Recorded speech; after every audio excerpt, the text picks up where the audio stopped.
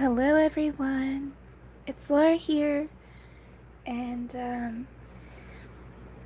I was thinking about Katrina a lot lately. Anna just posted a thing on Instagram, a new hashtag, We Remember Katrine. So anyway, even though I've been saying I probably wouldn't be coloring this summer on this channel, I've decided to finish this. This page reminds me a lot of Katrine, actually, both because it's a Hanna Karlzon page. This is from the book Magical Dawn. I know it's not Daydreams, but I got this book before I got my Magical Dawn book, and I actually started this page before Katrine passed away, I believe. So, hello, Cassandra. So I thought it would be a nice thing today, maybe to just do a little live stream this morning.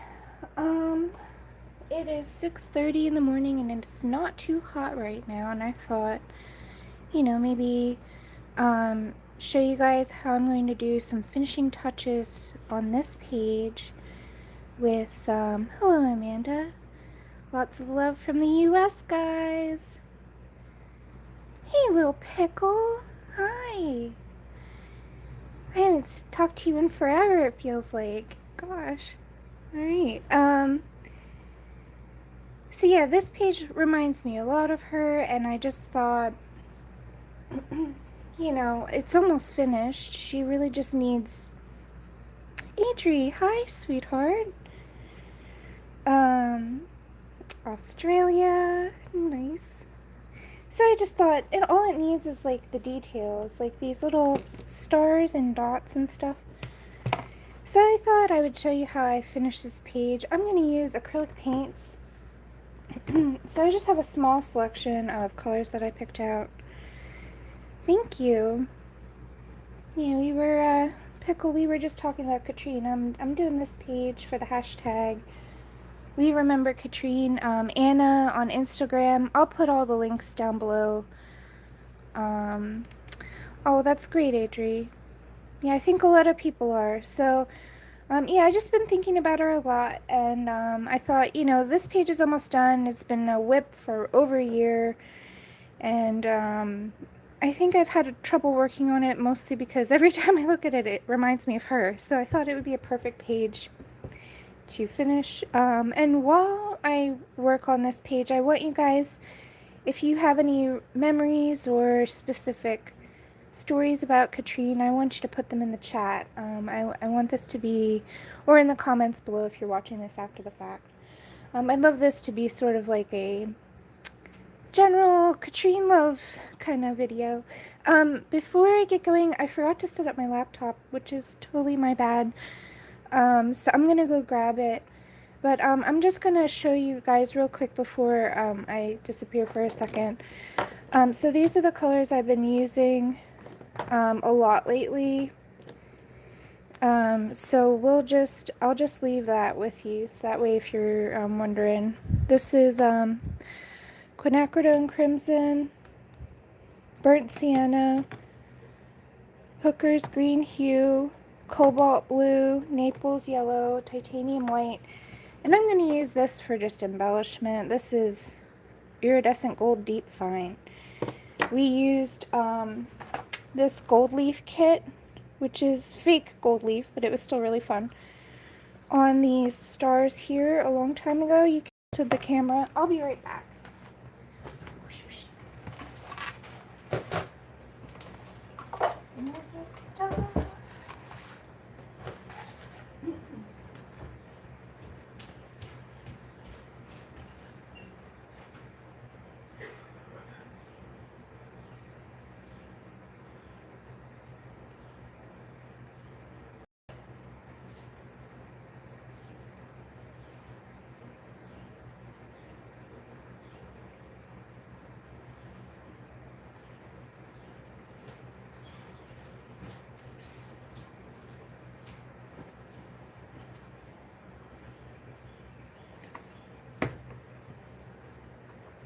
Alright everyone, I have my laptop, So now I can see the chat when you guys say stuff.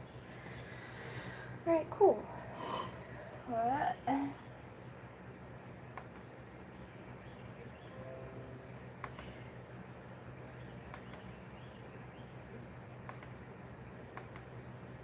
on. Where are you?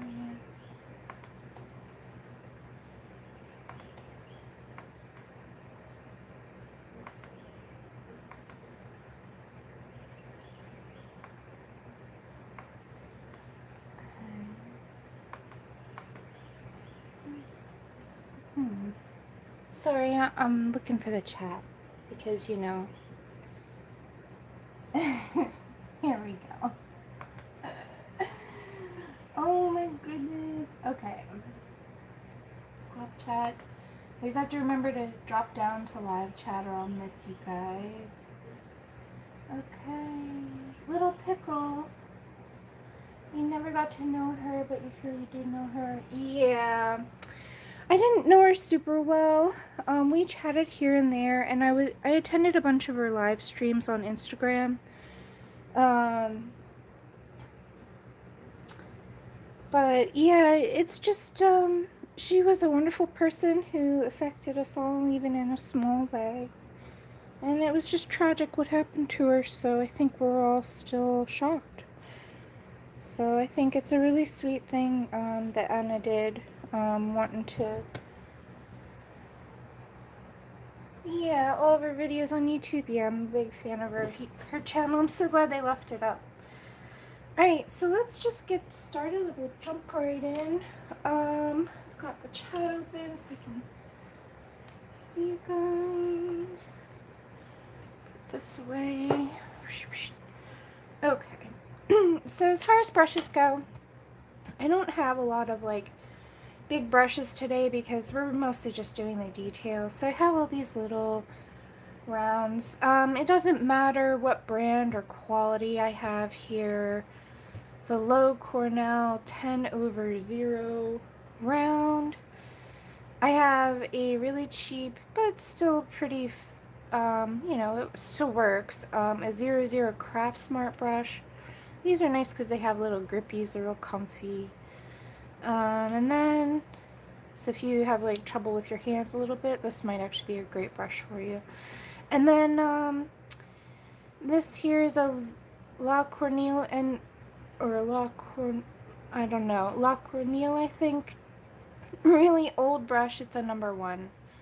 So I think this is going to be the biggest size we go for. But I'm going to use this one here. I like it because it feels really nice in my hands. And for little brushes, the quality of the bristles really doesn't matter. They all can't hold that much paint. So when you go to buy little brushes, you can get away with getting the cheapy ones. That's totally fine. We're not doing anything crazy or fancy here. Alright. So for my palettes, I'm using these recycled food containers. I hate how much plastic I use. So I tend to like reuse stuff like this for palettes. So I just have a couple of these handy. And then you could also use other media actually. Oh, excuse me, sorry. You could also use gouache for this. Like I do have the Winsor & Newton Designers gouache. You could use that for this. Or you could use something like, I have this set, which I do plan to use eventually. This here. This is like acrylic gouache. So they're opaque. This would work as well. Cindy, I hear you, babe. I know you want me to work with these, so I didn't forget about you. Okay. And I have a mister bottle here too. I'm just running through all my supplies. I use a mister bottle because the acrylic dries, especially in warm weather like I'm having, it very quickly in about 10-15 minutes. So when I put it on the palette, you'll see me misting from time to time. And that's because what happens is the acrylic forms like a little skin. over the paint. And I'll actually put one on a different thing so you guys can see what I'm talking about. I'll just, now what's cool is the more paint you put down, the slower, the more time you have with it, if that makes sense. Because it takes a lot longer to form that skin over it if it has more moisture. So this paint is a little dried out, but it'll still work for me. So what I do right away, I'll palette up, and then I'll mist my palette throughout the course of this thing. So instead of putting a little bit of paint down and then having to keep replenishing my paint all the time, that's one way to keep from wasting a lot of paint when you're an acrylic artist. But I found this way is a lot more easy for me. I can keep the same palette the entire length of the time I'm working. I've been known to be able to keep my palette wet this way for up to 8 hours. Also, when you're down to the end of a tube like this, I try to squeeze it all to the front and then actually push any air out and then cap my acrylic. This will keep it from drying out in the tube. Try and get all that air. Air is acrylic's enemy as far as like keeping it from drying. So I'm going to share with you guys a lot of tips today about acrylic paint. This is something that a lot of people have been asking me about, and I have a lot of experience with acrylics. So I'm just, I'm putting a couple colors down right now, and I'll probably add to it as I go. I'm using these Liquitex paints because they're a little bit cheaper than the Goldens, but they're still extremely pigmented. And they're a great value for the price. I also like that they come in these plastic tubes only because they're easier to squeeze than the metal tubes, in my opinion. Although, I don't quite like that they're plastic. It's a tough call. And then I'm going to just throw down some of this golden. Oh, God. This is what paper towels are good for. I also have these. So if you have a tube that's stuck, which happens to me often, you know, I try and get okay, there's not too much gunk. So these like pot openers, I don't know what they're actually called, but you get them at the grocery store. They're for like, or not, jar openers, sorry, not pot openers. And that worked pretty quickly. So there's another trick for you. It happens a lot on my metal tubes, not so much on the plastic. Okay. So now you've got a nice amount of paint to work with. I've learned over time not to be stingy because then you don't put enough paint down on the actual paper or canvas. So now it's done. I'm going to move this for a second. If you're working on paper, make sure not to spray over your paper. Take the mister bottle and give it a good spray. And when these beads dry up, then that's when you know you need to spray it again. And already you'll see on this guy over here, he's starting to form like a crustiness. Yeah, not quite yet. We'll see. We'll come back to him in a minute. So that's what you can expect for the colors to start. I know I'll be using these colors. I'm not sure about any of the others yet. Okay. Alright. Let's get this centered. Can you guys hear me okay? It's been so long since I've done one of these. Okay.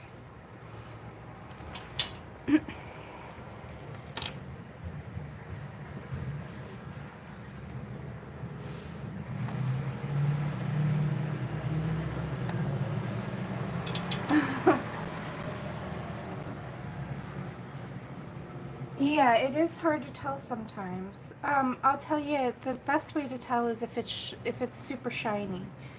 Even a slightly glossy acrylic like these guys will eventually lose a little bit of shine. But that's something you get really good at with experience. But sometimes even So I'm just going, and I may need to zoom in. Let me guys know if you have trouble seeing. So I'm just going in with a small brush and just filling in. Now, close to her hair, I want them to be gold.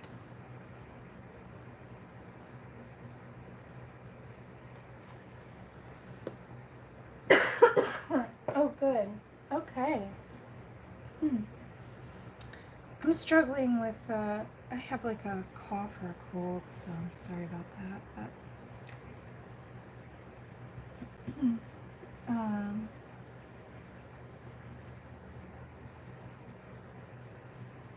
yeah, so around her, I'm gonna make them gold, and then I think as we go out from her, I think I'm gonna make them sort of a color, like just slightly lighter than the sky.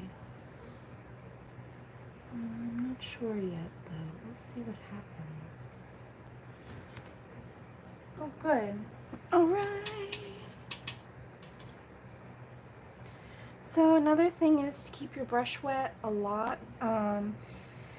The biggest thing that I go through when I'm using acrylics is brushes. If you leave them dried out, then there's really no recovering them. So I'm just jumping around finding any details I wanted to make gold. I'm going ahead and doing that now. So this little bit on her ring.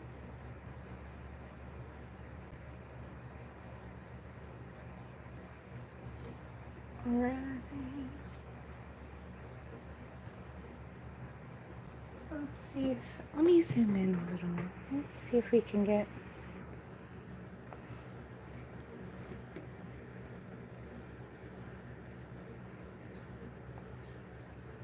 I think that'll be easier.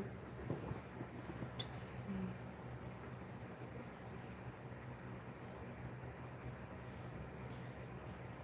So just take your time. There's no hurry.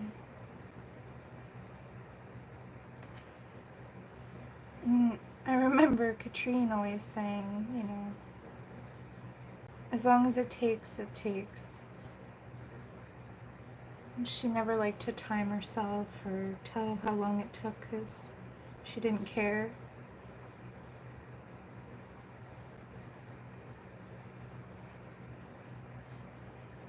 I think that's a good attitude. Because, you know, for us coloring, I mean, a lot of us are doing it for stress relief or just to relax.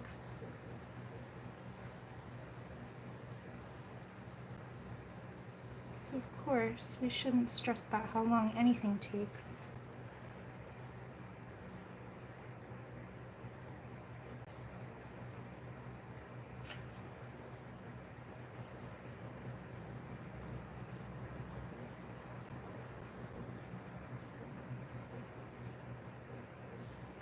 So what I like about this is they're both shiny, but they're shiny in a different way. So hopefully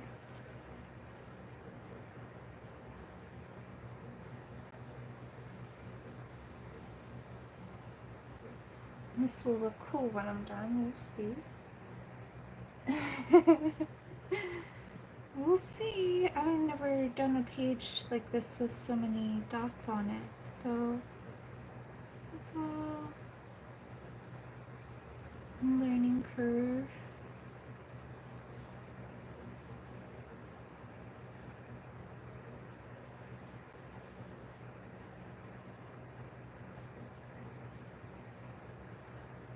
But that's why I like coloring, I think, is it pushes me outside of my comfort zone in a good way.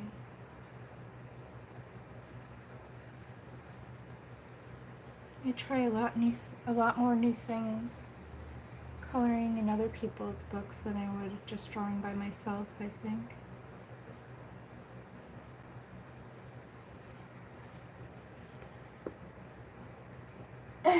Adri, yeah. I mean, for me right now, I'm not really worried about how long it's gonna take. I don't think it'll take too long, but we'll see. But I don't have a meeting until this afternoon, so sort of have some free time. And I've just been thinking about Katrine so much lately, how sweet she was, and how many people love her. And, I just thought, let's all just take a minute and remember her, so that's why I thought it'd be fun to do this with you guys. And I thought acrylic isn't something I've really covered very much on my channel, so it would be a good way to kind of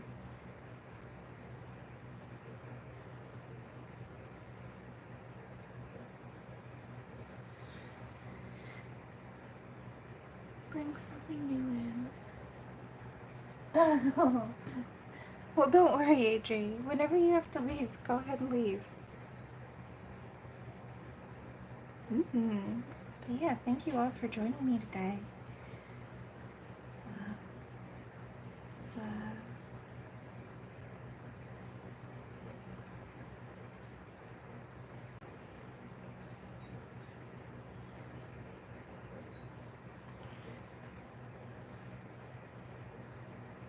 it's good to be back. It's funny, I've been painting outside so much by myself. I miss the community of chatting with, you guys on live stream.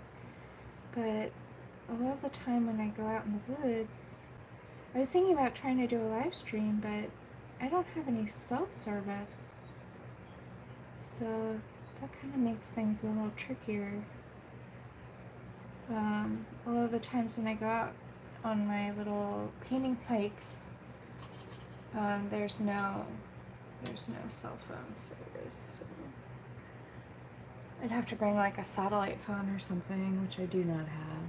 So yeah, I don't know what to do about that, but I'll think of something. I may just record. I could record video and just post it later, I guess. But that's not as much fun. I need to take you guys out there with me. But we'll see. We'll see if I can figure something out with that.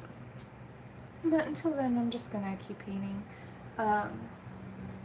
Yeah, streaming in the woods. Maybe I'll just pick some woods that are less in the bush. I'll check when I go on my hikes, I'll check my phone more. Most of the time I admit, when I go in the woods and I go on hikes and stuff, I just put my phone away and just enjoy the whole experience. But yeah, I'll start checking my phone and seeing which spots have cell service.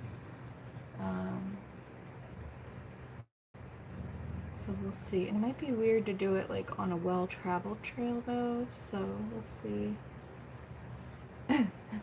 I could just see it now. People like walking past me going, what is she doing? You guys, I've never like live streamed in public before. Has anybody ever live streamed in public? Like where there's other people around and you're talking to your camera? I don't know. I think it would feel weird, wouldn't it? I'm a little bit like camera shy. I know that's crazy for a YouTuber, but really the case. Alright, I'm almost done. Excuse me. I'm almost done these. And I may do 2 coats in some of the places where it doesn't feel shiny enough.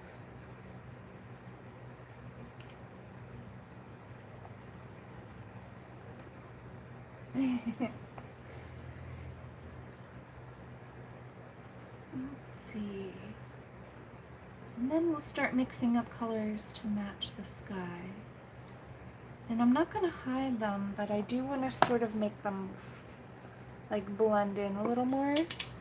And I was thinking about using, there's another iridescent here. Where are you?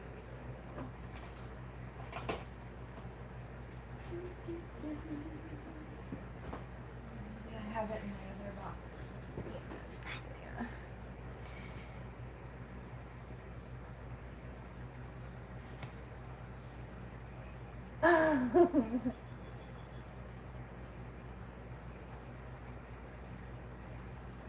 Yeah. Yeah, travel vlogs. Yeah, I could see that being like in public. Yeah. I've never just seen somebody like out on the street talking to their phone, like recording a video. But that would be funny.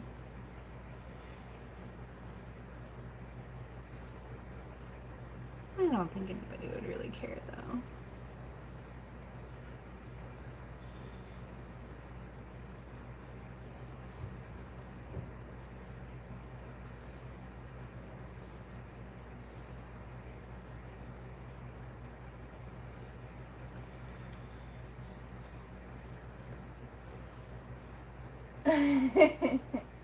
That's cool, Adri.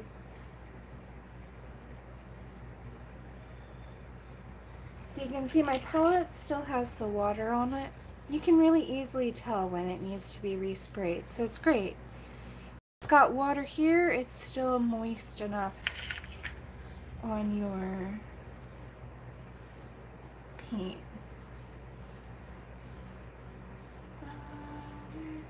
Where should I go now? Boop.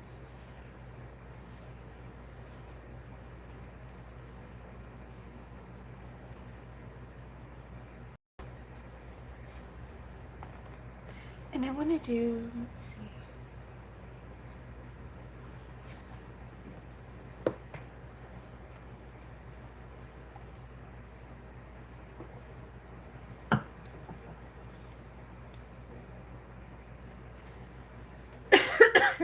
Oh, you guys, Abby is so cute. She's sleeping on the chair right beside me. That's what I took the thumbnail of for this video. I was like, oh, she's so sweet. Take a little kitty nap.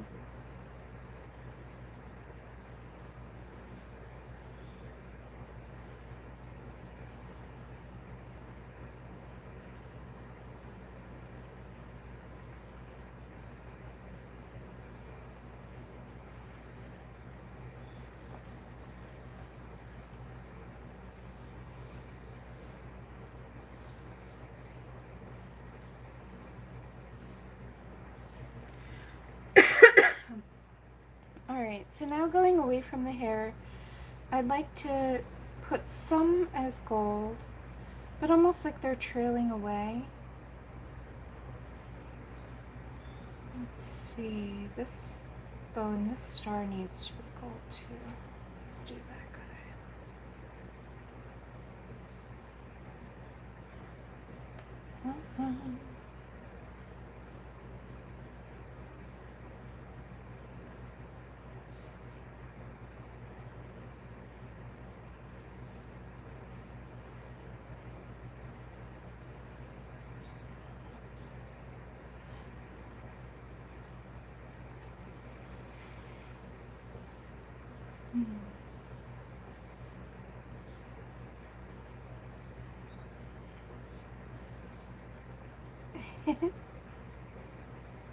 Alright, and actually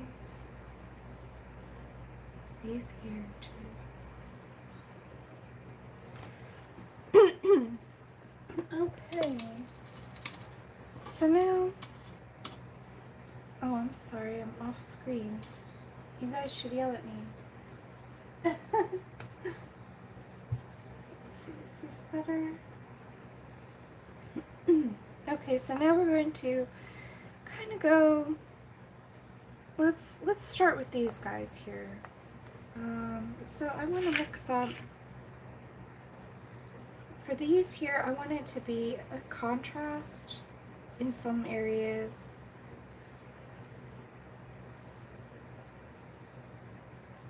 So I'm taking some of this white and I'm mixing it in. Let's just show you guys what I'm doing on the palette.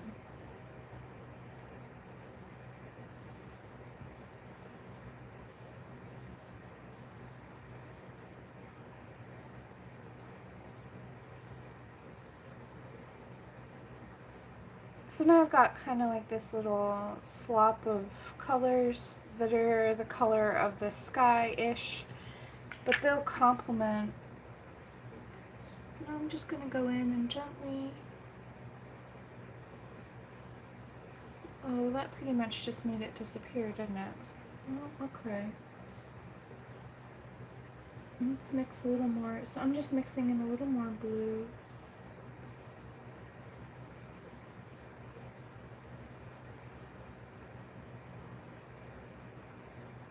There we go. And this blue will really pop beautifully against this yellow, so well, this movie. Oh goodness. Let's see. Still isn't dried yet.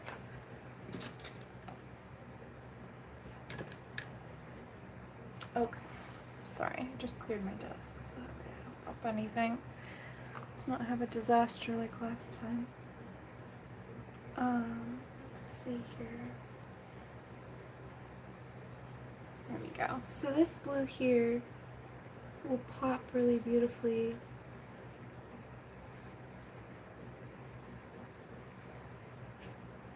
And I'm putting a dot of white right in the center. So now let's do a more yellowy one, sort of a mid.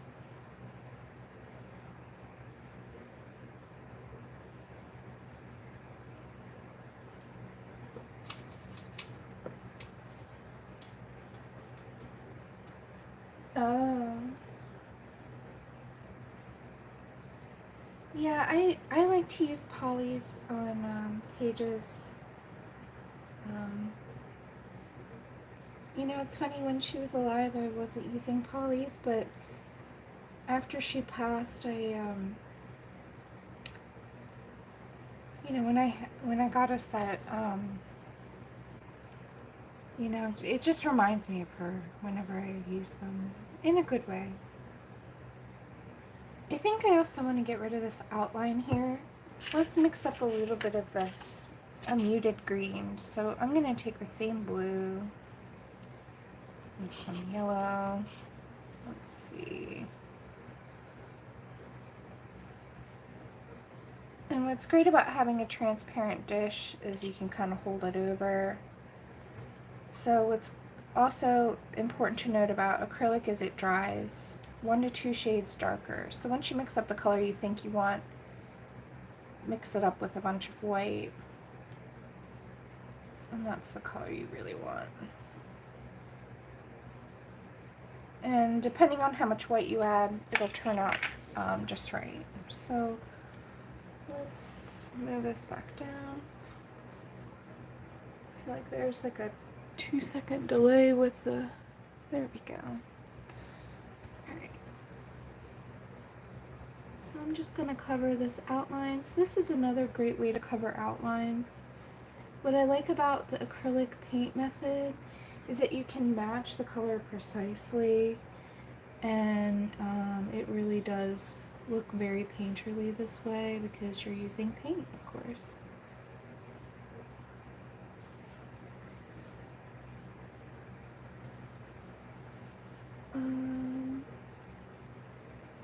Hello, Rupali.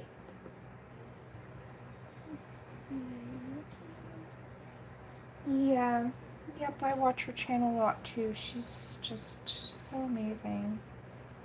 Well, thanks for taking a break with us at work. Yep.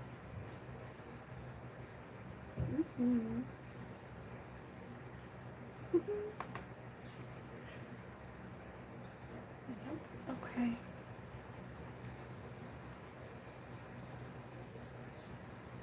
So sometimes if the paint is watered down too much, you may need more than one coat. You can also mix it up thicker if you'd like. That's alright too.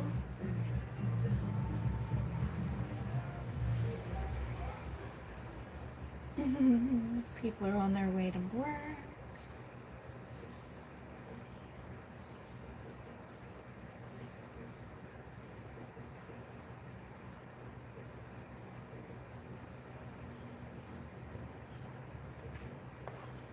So I just take my time. No need to stress about it. Yeah, I like that. I think it makes it look a little bit more dimensional.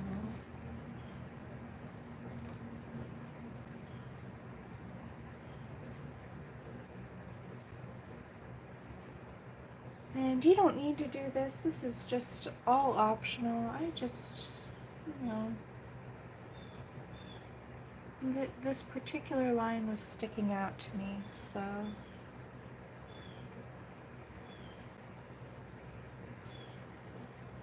Oh, that's right. I wanted to do some embellishment in the bottom of the dress.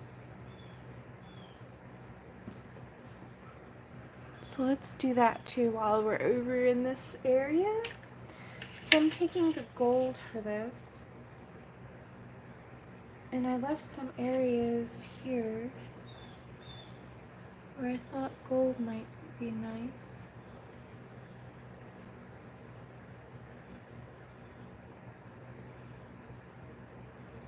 So we'll just go for it.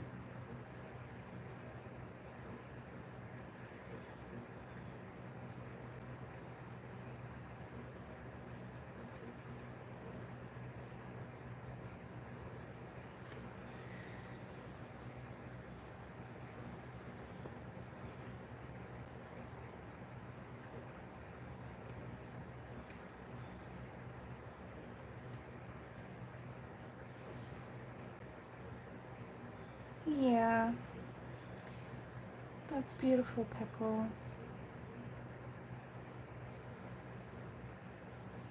Yeah, I don't know why I have a hard time still actually picking up my copy of Daydreams, but I thought Magical Dawn is pretty close. And it was a book that Katrine loved as well, so.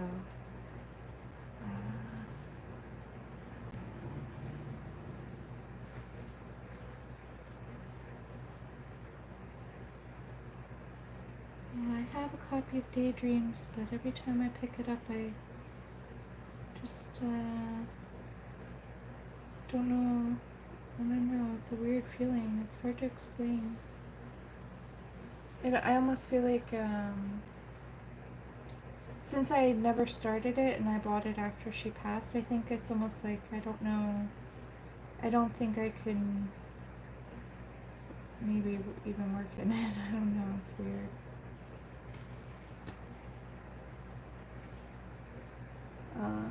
But I've had Magical Dawn for a long time, and she and I, we had discussed but never actually did a color along with this book. And I thought it would be, since this page especially just always reminds me of her, it would be a pretty good way to join in and celebrate Katrine. She was so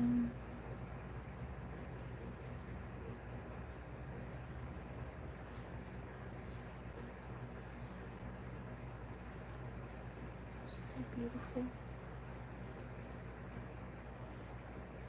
Yeah, I don't think it matters which Hanna Karlzon book. She loved all of Hanna's work, so I think you guys are just fine.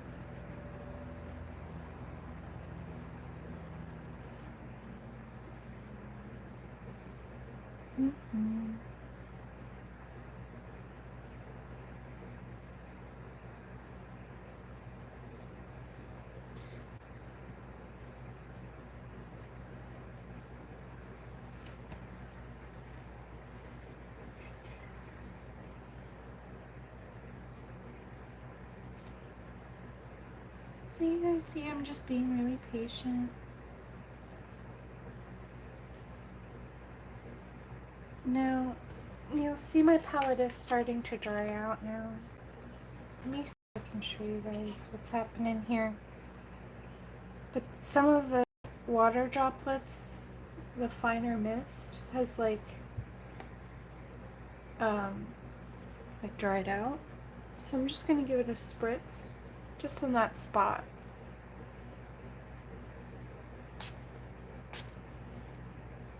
just like that. Really easy to maintain. Let's see here if we've got any.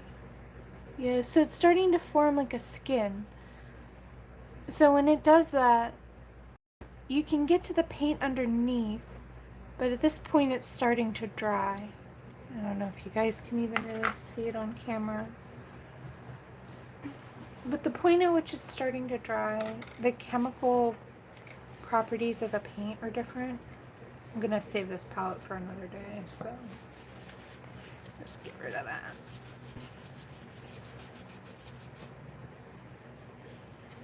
You can get it up before it completely dries on a non-porous surface, but if that was down on a page or whatever, at that point it would be fairly permanent and you can't scrub it. I guess you could with a bunch of water, but it would disturb everything under it as well. Alright.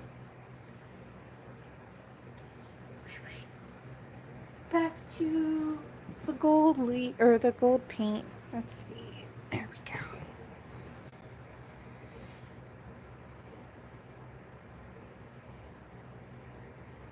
So we're just painting a little. So this page, it was mostly Prismacolors, but it was also some watercolor in the background, and I think I used some markers in it too.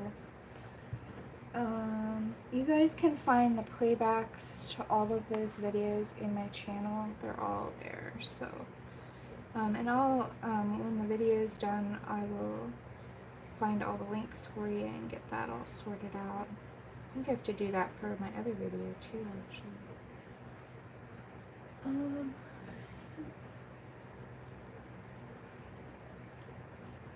Oh, I broke my nail.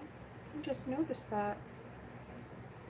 Oh well, I'll fix it later.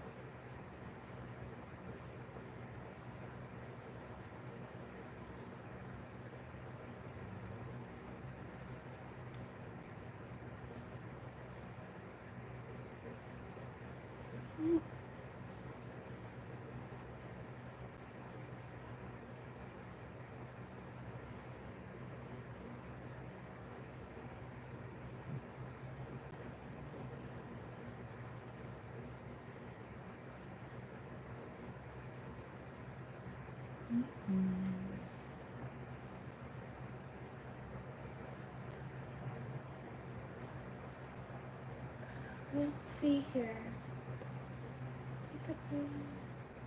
Yeah, I think you're right, Pickle. I think it really is just about, like, whatever way that you feel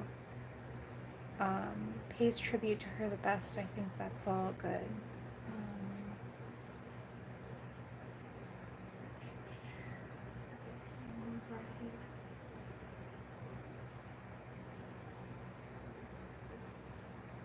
Got it. I didn't know that, Adri.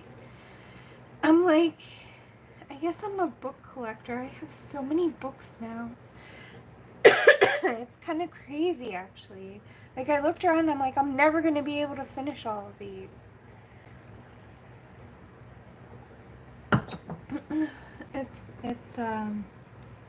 Yeah, I think it's like a addiction in a way. Coloring Anonymous. That's okay though. You know, I think there are worse things to be hooked on, so I'm happy that at least I'm doing something creative with myself in my free time. I know a lot of people who just sit around watching TV, so at least when I have some spare time, I'm doing something, you know, creative and self-expressive. That's how I look at it. Try not to feel guilty about all of my coloring books.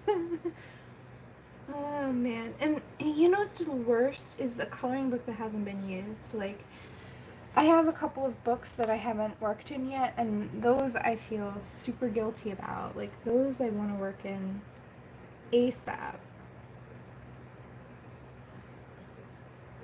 I don't know why, but I'm like, at least if I do one page in a book, at least then it's been used and loved and had some time with me, and I feel better about it. But if they haven't had any work done on them, like at all, I feel so bad. Does anybody else do that, or am I just like totally weird? I mean, I know I'm weird, but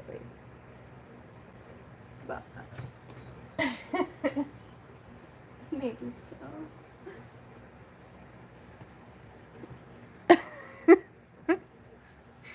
Oh well, that's okay. Ooh, too much paint.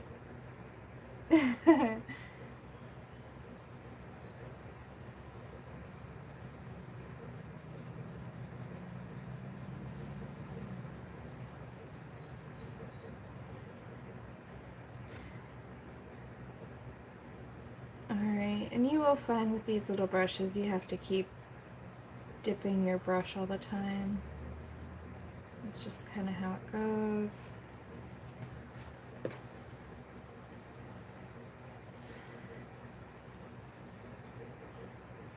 Alright. Okay, I'm gonna rotate.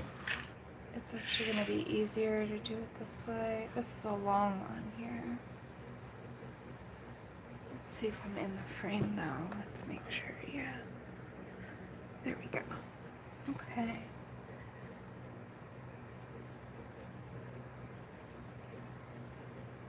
So I always find it easier when I'm painting, or drawing actually, to start away from me and go towards me in this general way. So if there's something tricky, I'll rotate the page until it's in a comfortable position where I can easily do that motion, and it tends to turn out better, although if I'm messy, then that's on me. But yeah, just a little bit easier. I don't know why. It could be different for you. I find it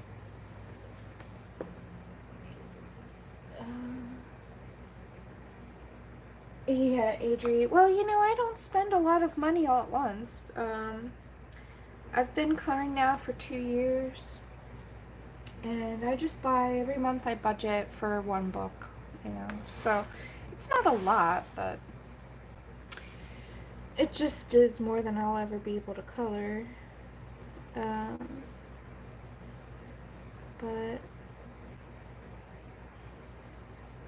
yeah, everything I buy over time.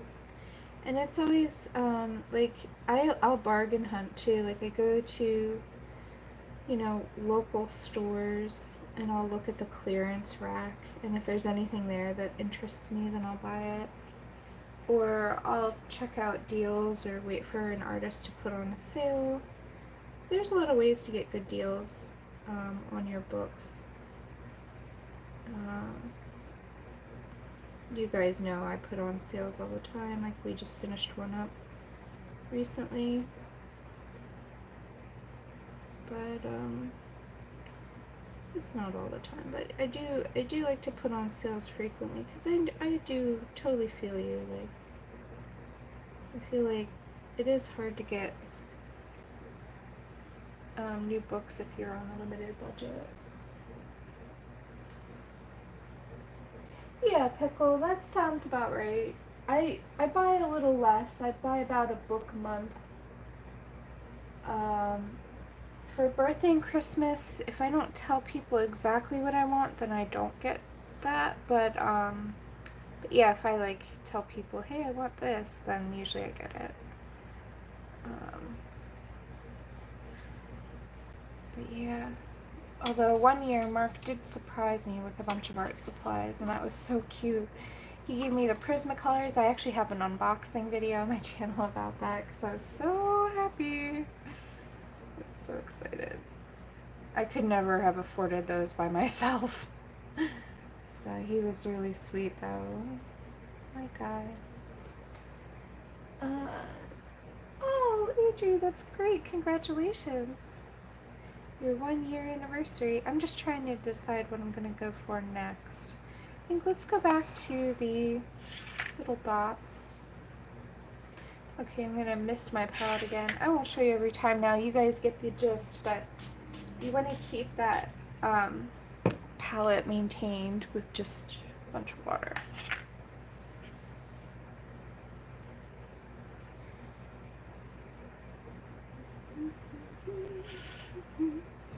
Okay, so I just have some yellow here.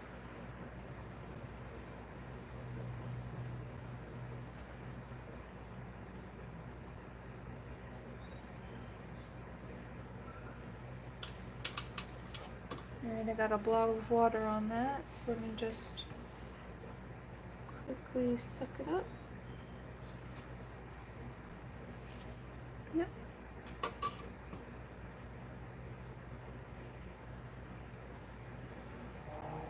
And now, the more watery the paint, the more transparent it gets. It will get almost like watercolor if you water it down enough. So when you first mist your palette, you may need to go over things once or twice. But then once it starts to dry out, then it becomes much more opaque. So it's funny how that happens. So yeah, I'm thinking about stickles, guys. I don't know about you, but I think once I've covered over the black outlines, I think I'm going to put some stickles on these. Because I have, my sister gave me these. This is her set that she doesn't use anymore, so I've been using them because she's like, here you go. So I could put these, I've got all these different colors. I'll show you better. Yeah, I was thinking about it. I've got lots of colors and different, so I was thinking about putting it over the dots where I'm doing like the white here. I'm not sure though. What do you think?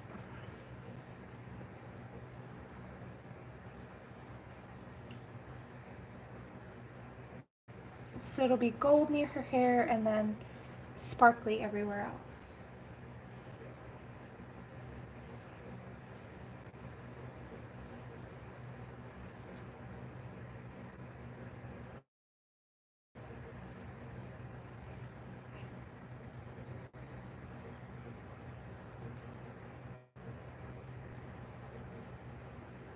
Oh, that's great. You guys should have a little anniversary party.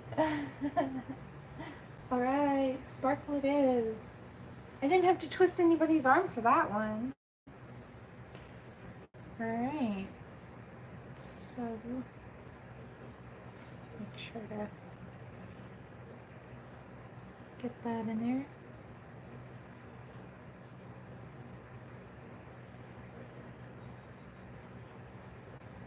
Now I'm putting this white down. Since we've decided to go with the stickles, they have some color in them, so I'm just going to put white just to brighten up that outline and kind of take it away from being dark and bring it up in value, so that way when we put the sparkles over it, it'll shine even more.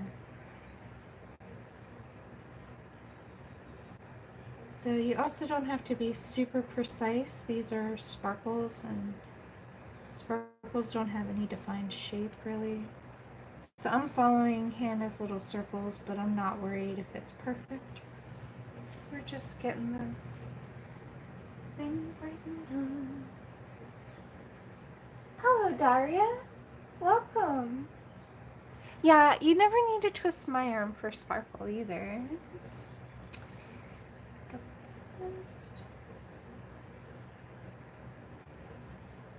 I was like, well, we already have gold, so we might as well put stickles on it too, right?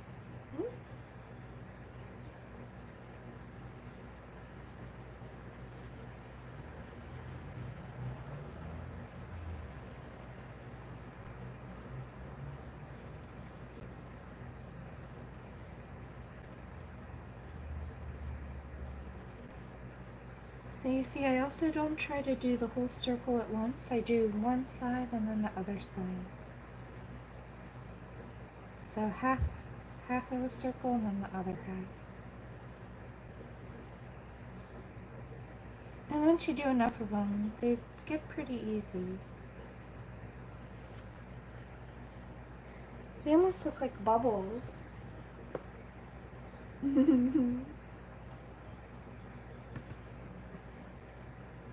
Kinda.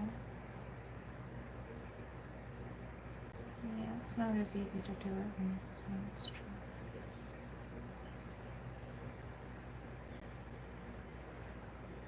You kind of like that. Okay. I think it'll look really good under the stickles like that.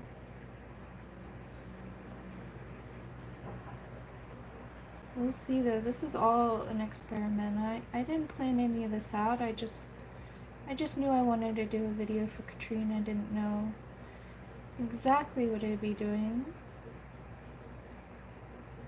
It's funny, they're all kind of in a line.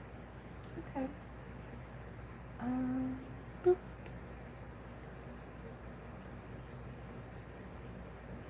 And I think Katrine would want us to be happy in celebrating her life. It's hard sometimes because I know we all still really miss her. Like,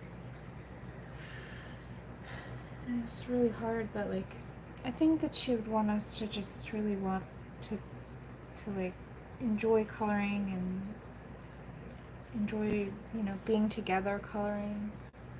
She was all about community. She loved live streaming, so that's why I decided to pay tribute to her with a live stream of my own, because I thought this would be something, if she were here, she would totally love it. But yeah, I think she would want us to be happy, and so that's how I try to remember that.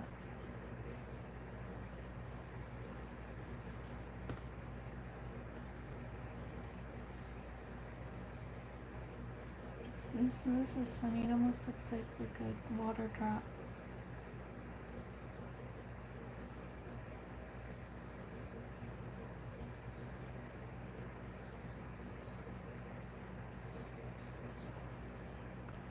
So you also notice when I'm painting with acrylic, I'm being very, very particular about how much paint I keep on my brush.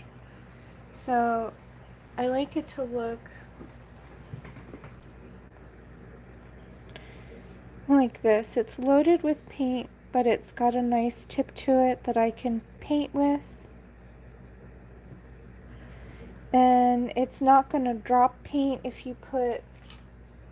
So if you don't have enough on there, then over time, the paint becomes sort of like streaky and thin and watery. But if you have too much paint on there,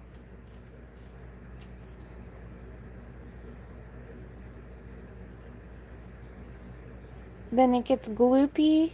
Those gloops, when gravity is applied, will slide down the brush and then eventually attack your page with too much paint.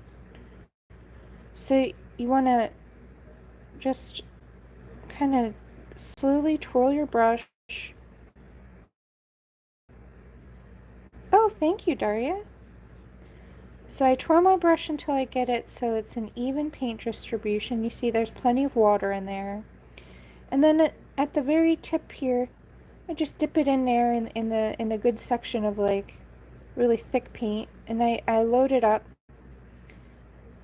So it has plenty of paint on there, but so you get a nice bit of paint when you touch anything. But it's not so much that there's going to be a surprise attack blob coming at you later. So that's, a lot of people ask me, how do I have good paint control? It's really about how much paint you load onto your brush, and when it starts to dry out, that's when you just want to go through the whole process again. So that's sort of a... Oh, good morning, Faithful. That's okay. Oh, thanks, Pickle. I'm glad you guys learned stuff too.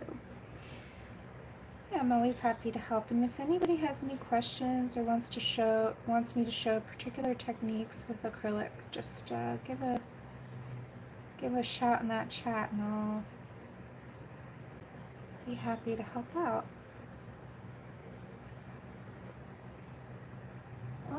And any lurkers out there, you're welcome to lurk. Don't feel bad about that either. I lurk in live streams too, so I see no problem with that.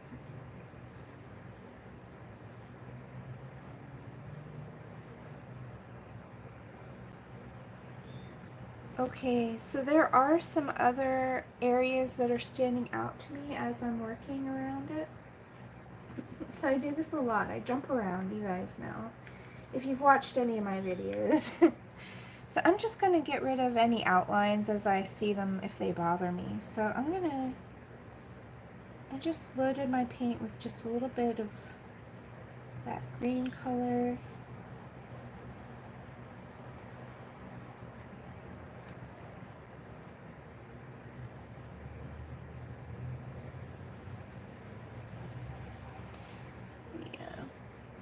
And I just want to lighten these, so I'm just starving my brush, and what I mean by starving my brush is I'm letting it run out of paint. So this is a great technique if you do want it to be transparent. You can just sort of let your brush run out, and it will still throw some paint down on, but I don't want to get rid of these lines completely. I just want to soften them. So I'm starving the brush. When this dries, you'll still be able to see the lines, but it'll just be a little more subtle. Yeah, I like that. That's pretty cool. Oh, thanks, guys. Well, I had nothing to do with my voice, but I'm glad you guys like it. It's funny. I just talk the way I talk, so I guess that's lucky. Let me do that with this guy too. Oh wait, green? Not white. Okay, and then let's see here. Now remember that acrylic dries a couple shades darker, so it looking too light might be just perfect. And you get a sense of that once you use your paints a lot.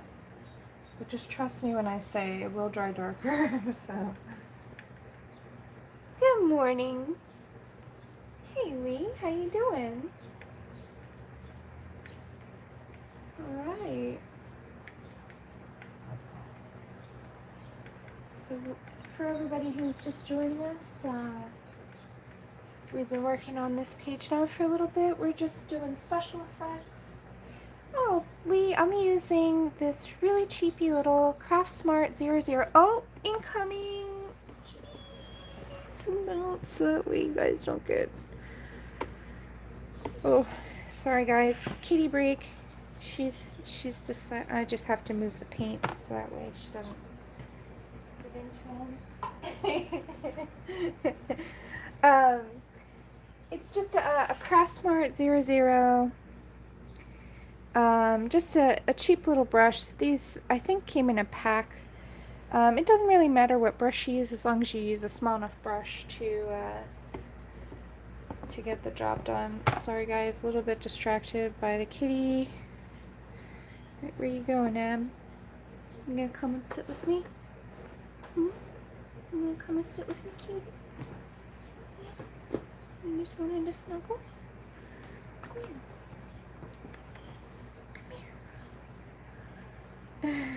She's trying to decide what she wants to do. She's so funny. It is a very comfortable brush. I highly recommend these. They're ergonomic. Got this little squishy... Oh, you gonna come sit with me? Hi, cutie. Yeah, this is great if you have like arthritis or just stressed out hands. Like I have a little bit of hand fatigue going on because I've been doing a lot of work. So I just figured I would use my comfy brush today. Yeah, she's a sweetheart. Just love her. So yeah, I guess we've zoomed out here, so we can just keep going now that she's settled in. She's so cute. Where were we? I don't know. Lay down. Alright. She always wants to get in on the action at some point, it seems. So I've got a little bit of water mixed into my paint, so that also will do a similar effect to the paint starving that I was doing earlier. Either way, you just want it slightly transparent. Let's do this here. Yeah, I really like giving this page like a clean over. Thanks, Lee. Yeah, cats are the best art assistant. I mean, I think you could have just about any pet as a good assistant, but seems like a lot of colorists have kitties, so that's really cool. Abby came to me. She was not intentional. She came to me because a downstairs neighbor, I used to live in an apartment building, and the downstairs neighbor couldn't take care of her cat anymore. And I had been, you know, just willing to take her in, but quickly fell in love with her and kept her. You know, so she wasn't really like something. And when she came to us, she had a lot of medical issues, and I think that's why the lady wanted to give her up, because I think she realized she couldn't give Abby the care she really needed. So, yeah, but hundreds of vet visits later, and I don't know how many thousands of dollars, she is doing good. I spent most of my money on my kitty cat. Like, you know how people spend money on their children? Yeah, that's my cat.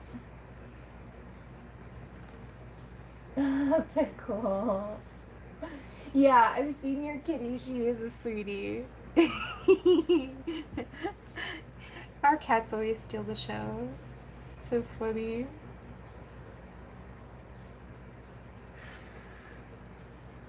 I'm not going to do this to every leaf, but I think the ones that will hit the light the most, I might do these guys too. So we're just adding acrylic, painting, finishing touches to the end of this mixed media piece. It started out with watercolor and marker, and then went to pencil, and now we're using acrylic. So we've almost used every media. Well, actually, no, there's like so many more media than that.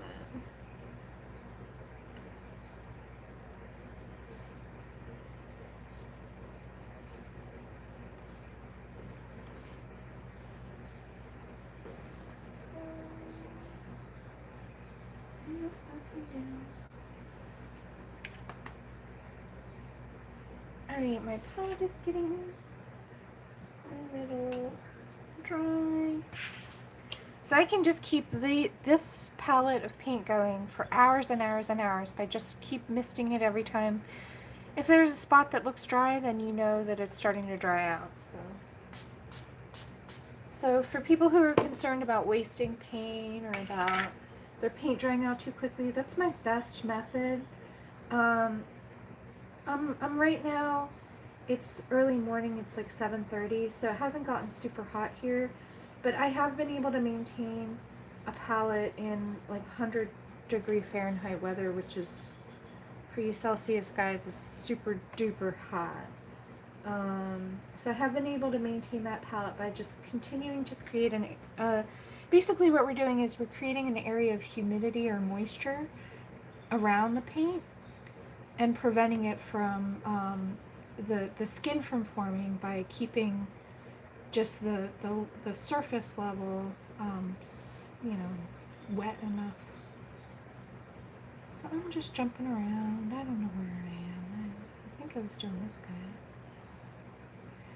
when I need to starve the paint, I'll work in a different spot that needs a more opaque area, and then when the brush is primed with the right amount of paint on it, that's when I'll move to the area that I want to have a more transparent effect.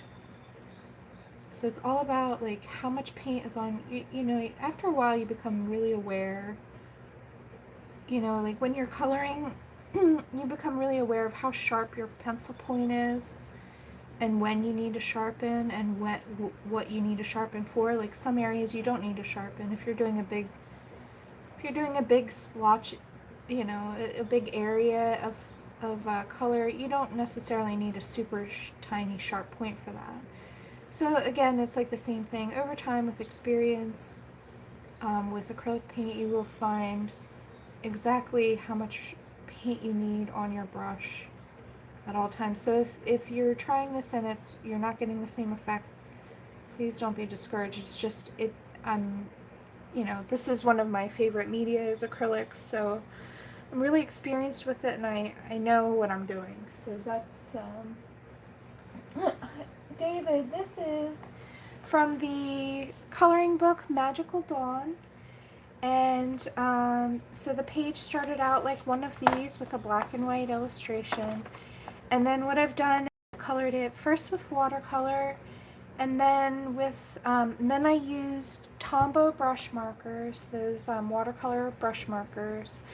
And then I used colored pencil, and I used faux, where is it?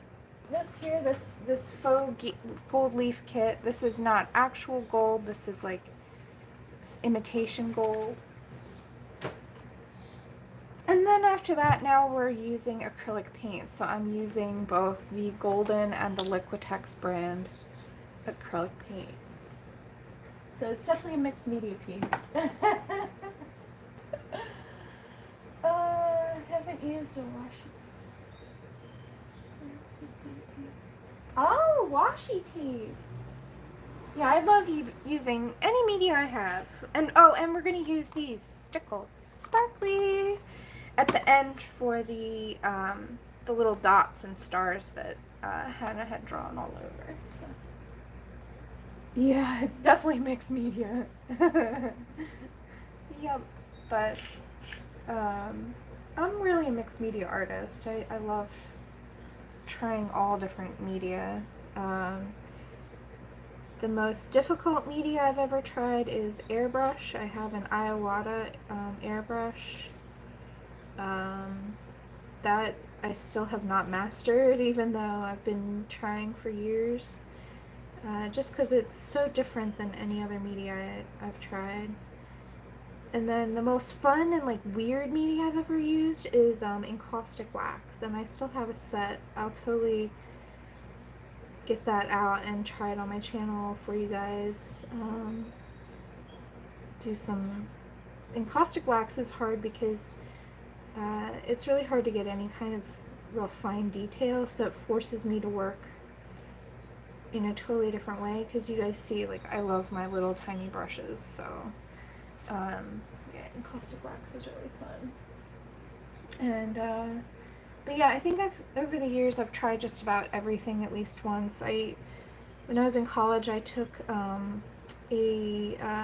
mixed media sculpture class, so I did glass blowing, and I used the forge and did a bunch of metal sculpture. I did a bunch of wood sculpture, so that was a lot of fun.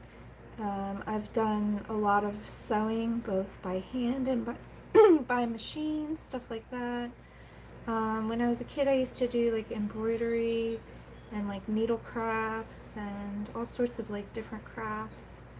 So yeah, like just like anything that seems fun and creative. Oh my gosh, I'm so interested. I have to at least try it. Like, I may not ever do it a lot, but I want to at least know what it's like. It's so funny. It's like, ooh, I want to do that. Does anybody else get like that, where they just need to try everything? I don't know, maybe I'm really, really weird. But I just figure you never know what what a media is capable of until you really experiment with it. And I think because I'm a mixed media artist, knowing at least what a media is good at will really help me know when to enable, when to use it in my work. Um,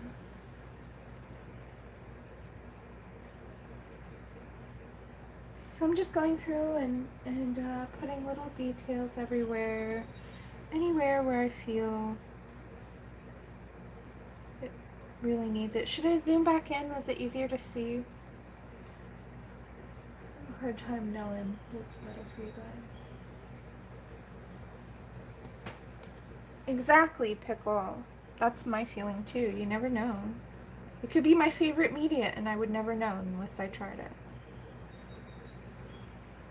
Mm-hmm.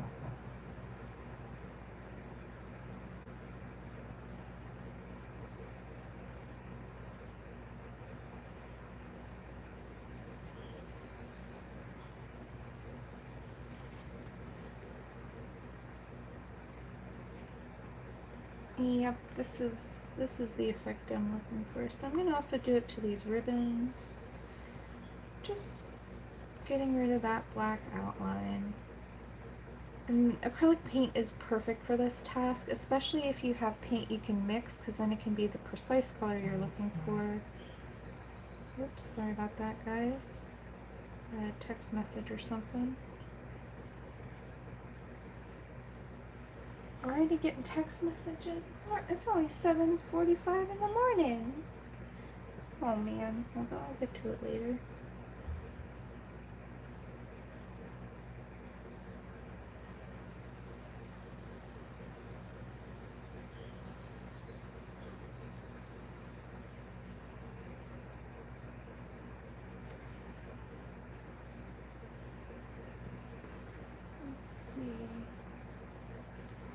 I think zoomed out you guys can really see how it's coming together. Let's do the same. We did this here. Let's actually bring this up even more.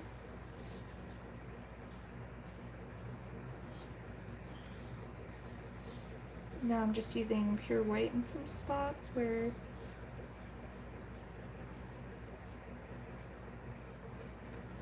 I want it even brighter. Here, I can use my palette. With it being zoomed out, you guys can see my palette now.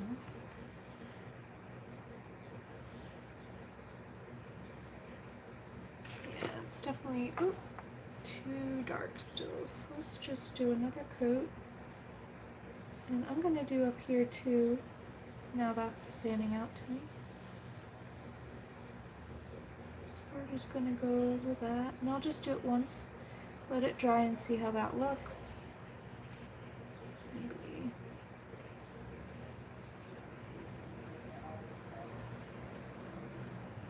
So this is just a really light green, and when it dries slightly darker. And that'll be just right.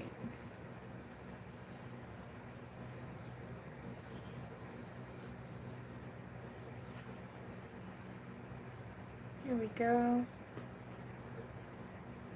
And let's do a little bit.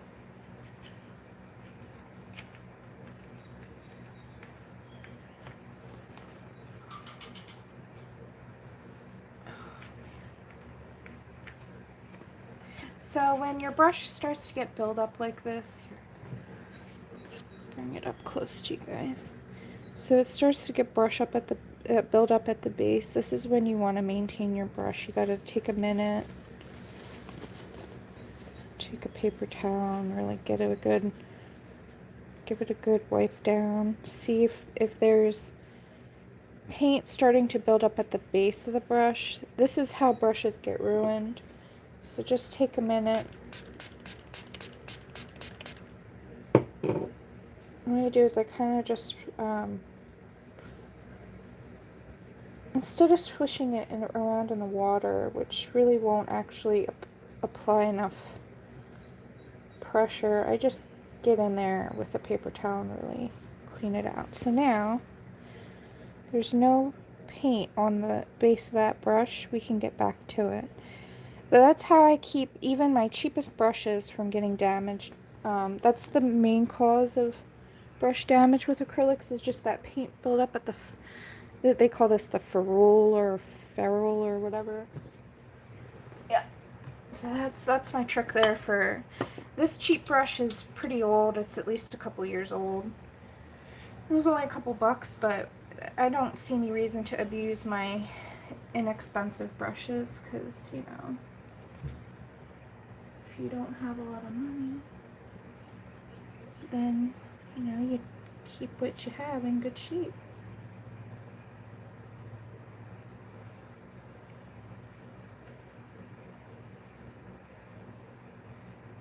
So it's good every once in a while just to stop and just assess your brush. Make sure it's hanging in there. Yep, already these areas here. So I'm gonna go back in.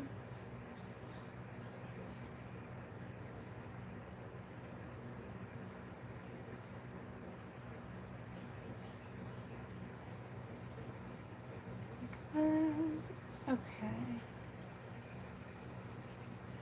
And let's get a little bit of this outline thing happening on here.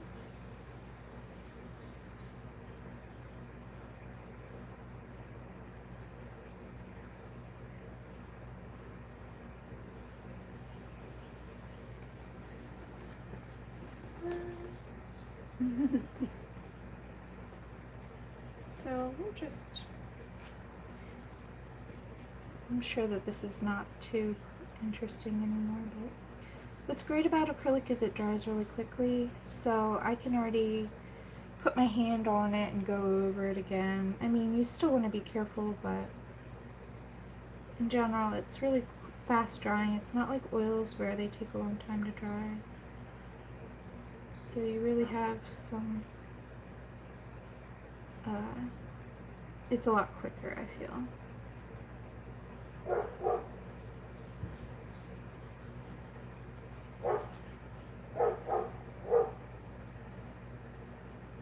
Yeah, I like the way these little leaves look with the paint on them. I think the difference is pretty good.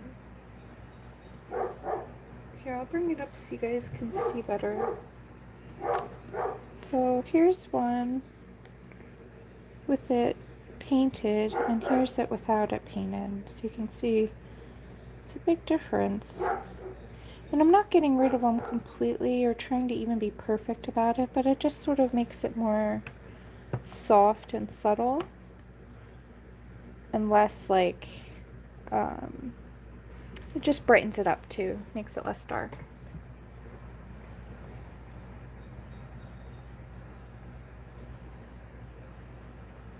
See, unfortunately that means I'm going to have to do that for pretty much all these dress sleeves.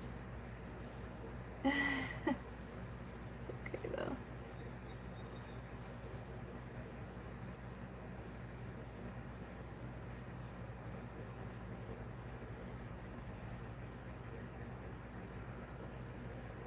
Starry paint. So we're doing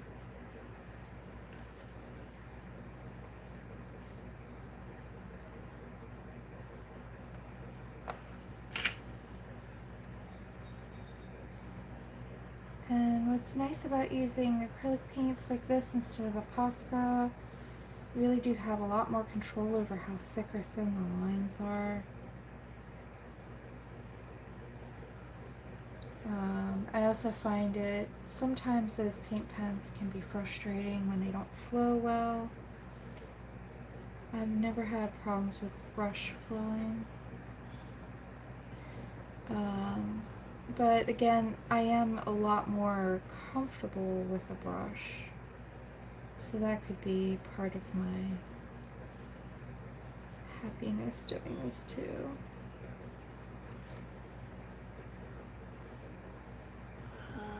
But everybody has their own way, so you could use a number of other different ways of doing, like a number of other media to do the same thing.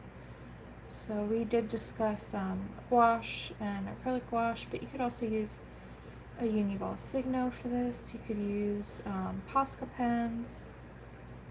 If anybody else has any ideas about how to kind of get rid of the outlines, please go ahead and put them in the chat or in the comments. But in general, I think there's just so many ways to get about the same end result or similar end result that really there's no right or wrong answer. So if you don't want to do acrylic paint, it's totally okay. You do not need to. I used to use Uniballs a lot more, but I just lately have been, since I haven't been using my acrylic paint brushes for painting all that much. I mean, my paints rather, not just the brushes, but the actual paint. I figured I would start using the materials before, before the paint dries out. Because they're not cheap, so I definitely don't want them to get wasted. So I figured I'd start using them in my books. Why not? But I've just been drawing so much lately that I haven't been using my paints, so just how it goes. Alright, let's fix that. Okay. And we need a mist. So I can't tell you exactly how often you're going to need to mist your palette because it will depend on how hot it is and how humid the conditions are in your particular environment. But I can just say, just watch for those little paint beads, and once they go away, then that's when you know you need to reapply.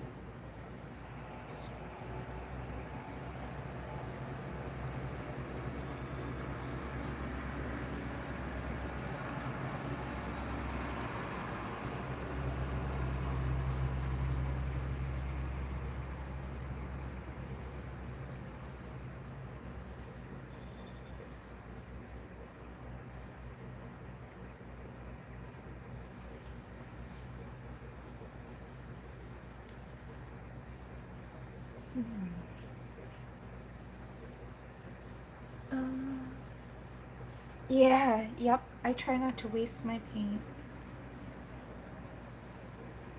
So like if I have any extra left over from this, I'll use it on something else. Even just put it on a canvas. Start something on it.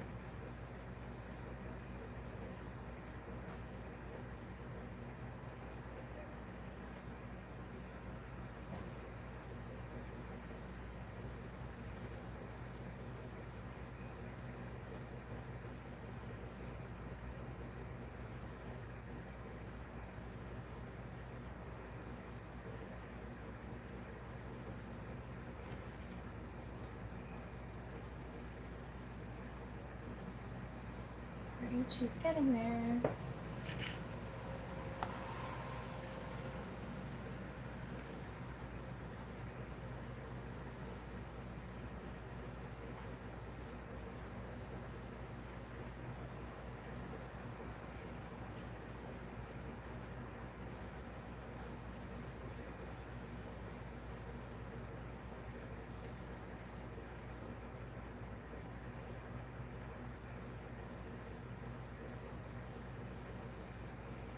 I always thought this girl looked so peaceful, like she's ushering in summertime. Like the story I came up with for this page is that, she's like the spirit of summer or something. And she's bringing in all the goodness of summer, all the flowers and the butterflies and stuff like that. So that's sort of my interpretation.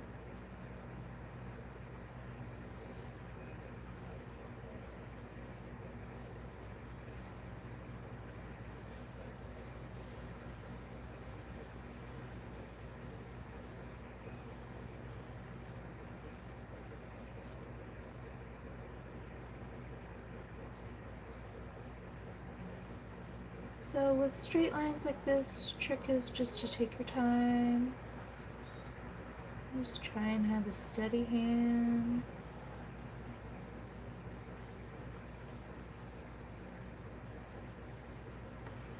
And again, if it's tricky for you, a great trick that I found is rotating the page and starting away from you and pulling towards you. Much easier. Oh, need more paint though.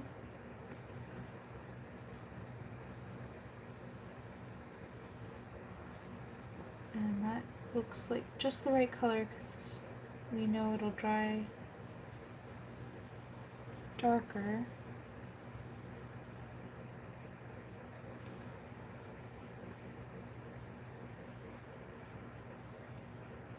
Sorry, just jumping around there.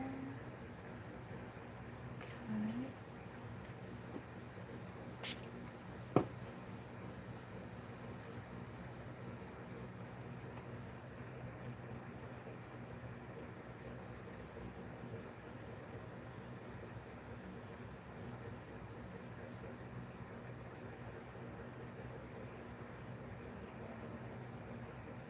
Let's do this one.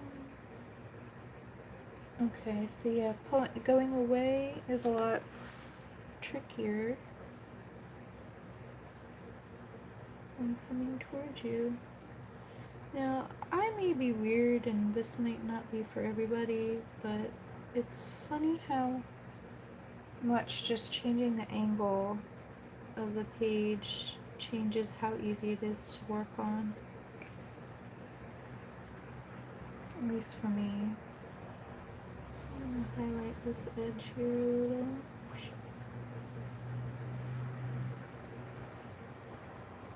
So don't be afraid to move that book around.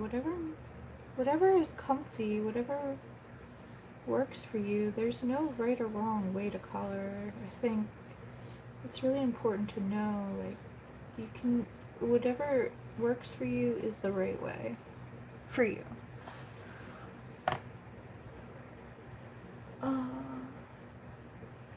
Oh, Daria, yeah. You know what's funny? Like, I'm so sorry about that. I do have all the stories. I just need to keep updating my website. But it's funny because that's what I do for a living. I do websites all the time for work. And so whenever I'm done work, I really don't feel like doing my own website. I know that sounds horrible, but I spend so much time in front of the computer. But yes, I will. Thank you for reminding me. I should get back on finishing that up and fixing it up. Because yeah, I have all the information. I took all the pictures. It's just coding after a day of coding. It is just, I hate to say it, but I just don't want to do it. I would rather be drawing. But yeah, I will get back to that because I know a couple of people have asked me and I feel really bad about that. But yes, they all have stories and they will be updated on the site. Yeah. Oh, Pickle! So, straight lines! I didn't get good at straight lines for a long time, so I'm going to show you a trick for if you have trouble with straight lines. I was not great. Let me just make sure my brush is completely clean first, and then we can really quick. I'll show you a straight line practice, which will help you with that. It made me very good at it. I'm not perfect. I still need to work on my circle practice, but let me just move this out of the way for a second and get out of the sketchbook. Guys, Abby is so cute. Oh, so cute. You a cutie. Oh. Oh, I need to plug in my phone.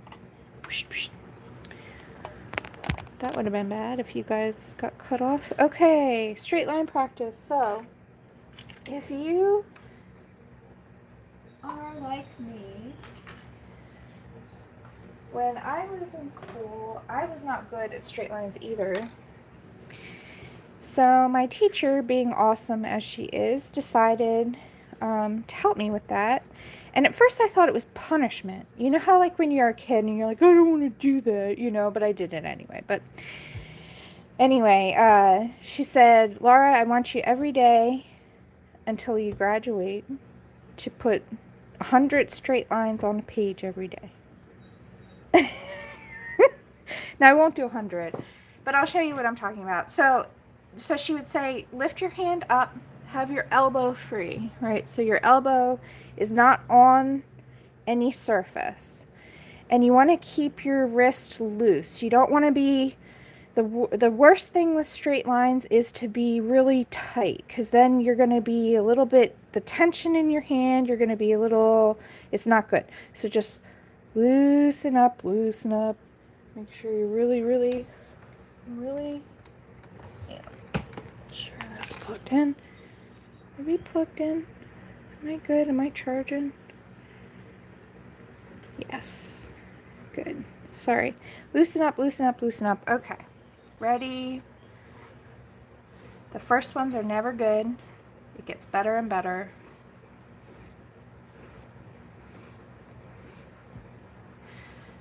So you can see, like, then I would just,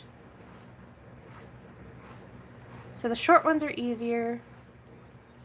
The faster you go, the better it is, except, you know, if you're trying to be precise. So I would do, and then she would also say, okay, do circle practices. So you just do it right on over. Don't waste the paper.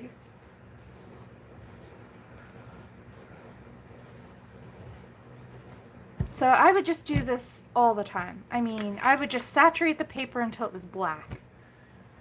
And this is a really, yeah, Adri, I mean, it's really just muscle memory. I wasn't good at it either, but you can learn pickle. It just takes time of practice. Um, it's not fun practice. I thought it was punishment at the time, but she did, I mean, she helped me so much. She knew what I needed, so she was a great teacher. I was very, very lucky. You're welcome, of course. Yeah, so just keep yourself loose and don't get all, once you get all like tight in there, that's when you're going to start to shake and the line gets wobbly. And you can practice with curved lines, S shapes, all of the shapes that you think you might be needing for drawing. So yeah, it's a really easy way.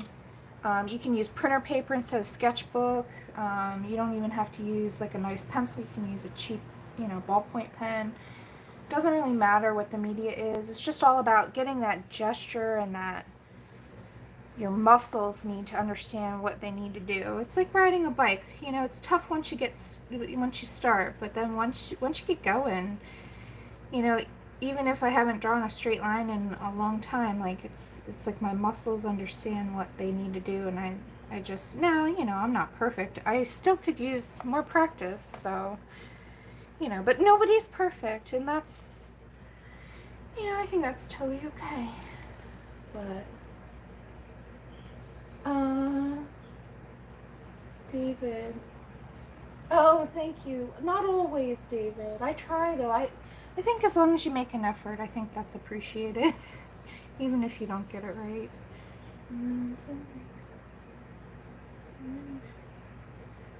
Yeah, Pickle. There's no order that you have to learn things in though. You can like I'm just learning landscapes now, really. I've been doing people my whole life and really loving learning how to do portraiture, and now I feel I've got at least a solid handle on it, even if I'm not perfect. I'm starting to learn other things like landscapes. I was pushing myself a lot this year, going out and painting plein air and trying to figure out landscape painting, and it's not easy, especially when you're so used to being good at something, to go back and like learn a new skill, you know, when you expect to be good and then you're like not. But the thing is like, at least I've been down that road before, so I have the patience and understanding that like it just takes time, and I'll get good at that too. Just at the moment, not so much. But yeah. Yeah, there's no, I don't think there's any like right order of way to learn things in art. I think it's whatever you're interested in. Um, cause, yeah.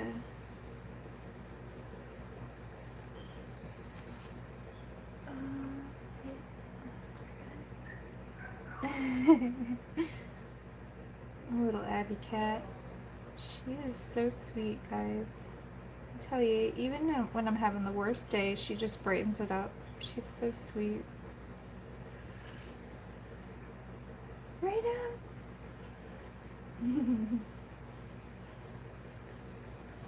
Mm-hmm. So we're just we're prepping all these little circles for some magic later. We're gonna make it all real magical. I think that's the way to go. Cause she looks like she's just like a goddess or something, like bringing in. I don't know. Maybe I'm just reading into it, but. Oh, you know, let me do her face too. Let's put a little bit of yellow. So I'm using just white and yellow, mostly white though. Just a little bit of yellow, just to put like a little glow on the edge of her skin. So here we'll do. Here, I'll zoom in for this too, so we can really see what I'm doing. Red or orangey. Okay, so you want to work. Okay, David, that's totally fine. So you're just too saturated. Um, when it's too saturated, the best way. Let me actually, let's do a demo. So probably what you're coming up with. Let's get a bigger brush too, so I can really show you here. Move our lady out of the way. So when you're painting, you're probably using a red and a yellow and a. Are you using red, yellow, and white? Let's put some red on there. This is a good one. Come on. Out you get. Don't want a lot on there. Red or orangey. Yeah.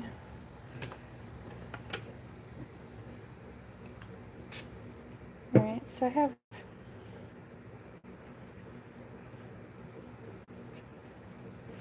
So we have.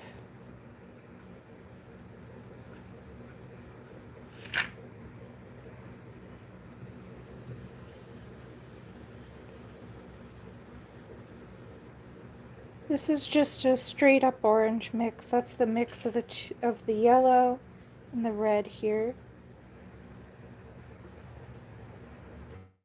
Now to make anything duller, you just want to add a little of the complementary color. So we have 3 primaries here. So I'm going to take a smidge of blue. You see that? And work that into my mixture. Now it's a little duller. I don't know if you guys can see this that great. So I'm going to add a little more. No, that's too much.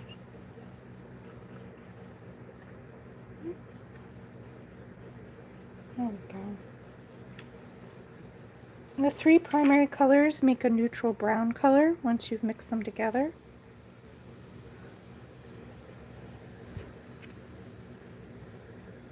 That's a fairly good skin tone. Now when we mix it with white, we can make it lighter. Now when you make it lighter with the white, you also desaturate it. So what we're going to do is we're going to make an ashy mix. So this is good for highlights on darker skin.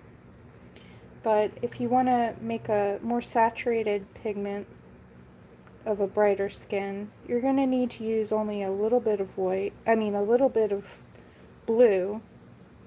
You see I'm mixing in more of this Yeah, you're mixing in a little more of this red and yellow into this now kind of ashy, bluey, browny mixture, right? Now we're putting in more reds. Right, that looks like me. So this will dry a couple shades darker. So that would be a good... So we can make skin out of 3 colors. I just have 3 colors here in white. And so then now at this point now you can begin adding your highlights. Yeah, it's just color theory. I just have, this is, acrylic is the media I am good at. When I started coloring, I was a newbie at colored pencil, guys, so that wasn't my media of choice. That wasn't what I was doing before. So if you have, if your work is turning out too orange, you want to mix the complement in. Now, if you already have orange mixed up, hey Gary, thank you. So if you already have orange mixed up, you can see here the opposite of that is blue to the color wheel. If it looks more red, you want to add a little green in. Well, that just really means in the case of a primary palette that if we need to add more green, we just need to add a little bit more yellow and a little bit more blue, and that'll make green. So this is just about knowing color mixing, understanding the color wheel, knowing how things come together. This is just years of experience from me, but you know, if you guys ever want a demo. Did that help, David? I hope that helped. Gary. So that's how I mix color, skin color, and make it not look too orange or red. Is really you're just missing the other primary in the color wheel.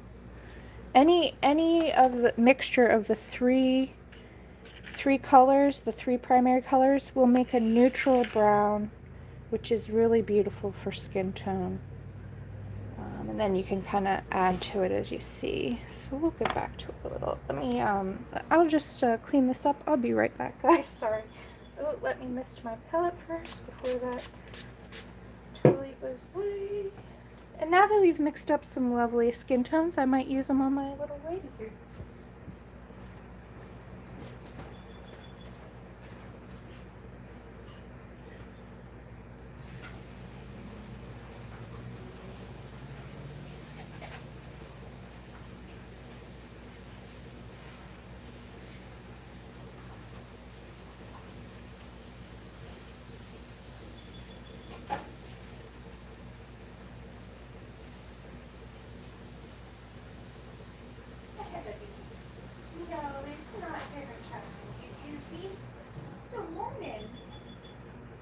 Food already? Little hungry Tony. Alright. So that was a little. So actually, here, let me grab that.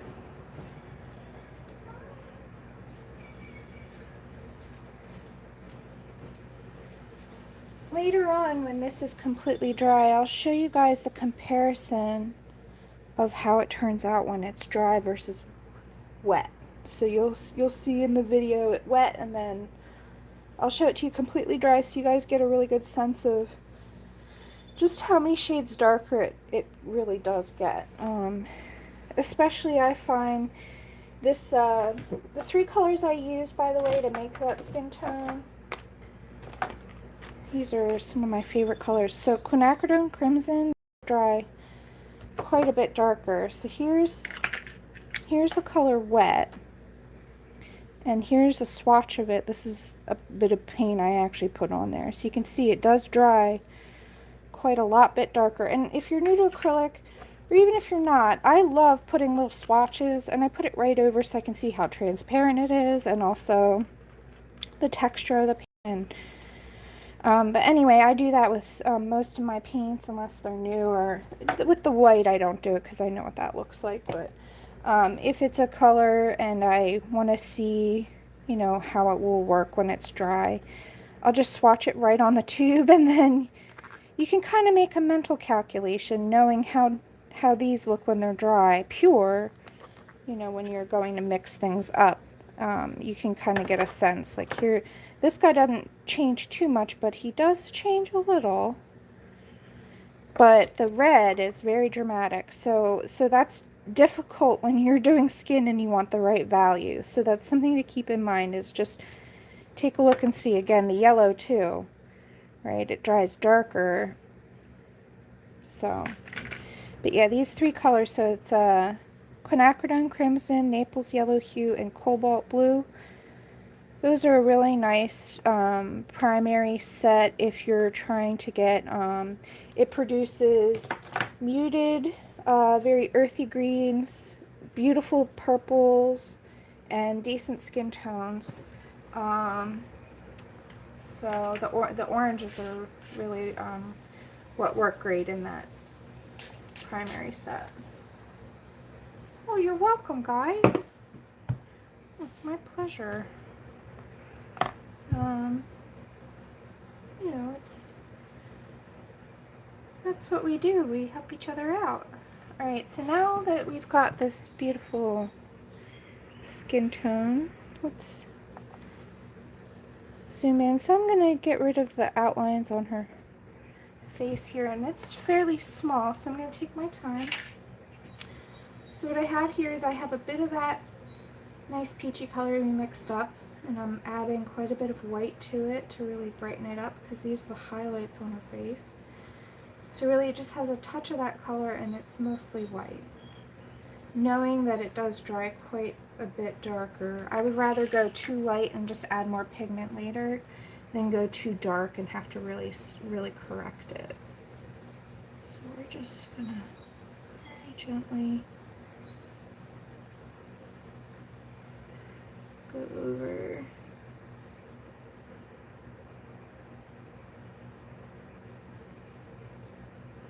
the areas I want brighter.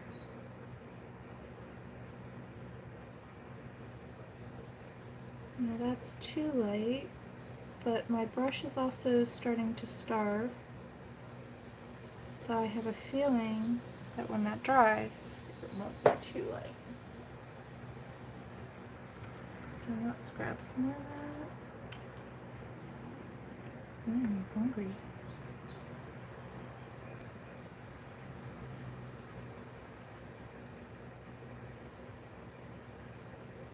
Now the reason why I started away from me and went towards her is because I'm starving the brush again. So down here is lighter than up here.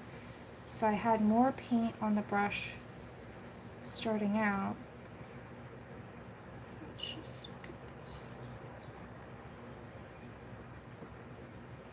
this. Than I did ending it. So hopefully that will again dry in a totally different way.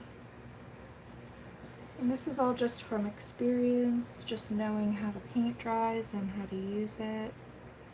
Again, if you don't know, or if it's not working out for you, don't get discouraged. It does take a little practice, but with some time and understanding how the paints work, you can get some really fantastic results with them.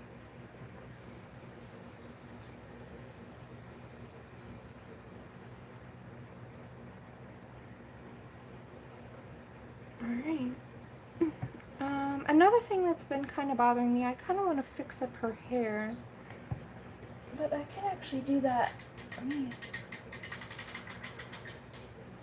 Let's take a little painting break here. I'm going to mist my palette now.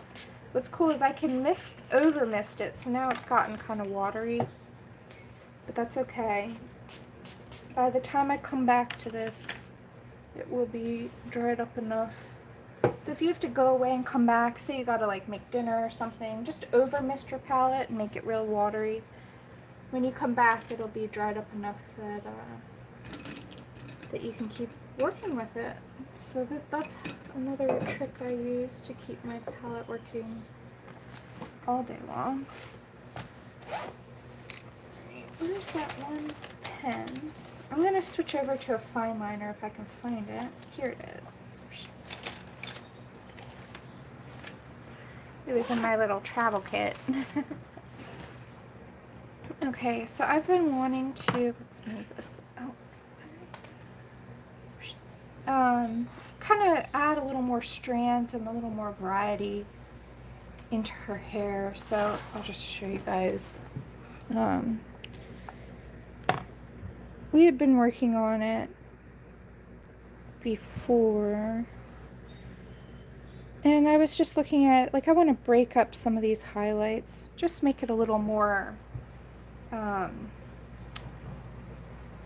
little more organic, I guess.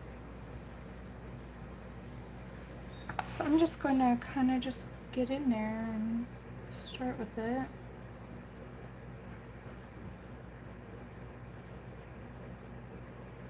So I'm just going in the direction of the hair, but just breaking it up and adding a little more detail, a little more individual strands, so it doesn't feel so blocky, I guess.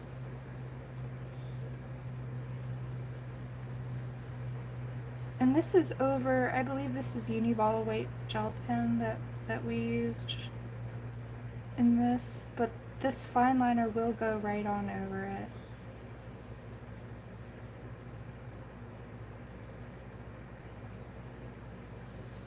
I'm still leaving the areas in the center a bright color because I want them to feel like a highlight still, but just sort of breaking up the transitions between the shadows and the highlights. Sort of making the hair a little more detailed and finished.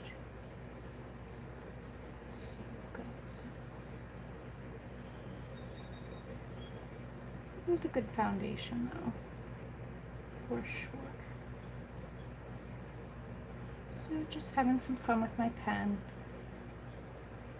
And what's great about hair is it's kind of wild, especially in this situation. So if I do some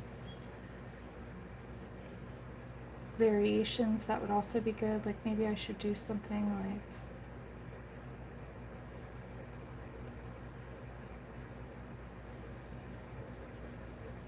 this.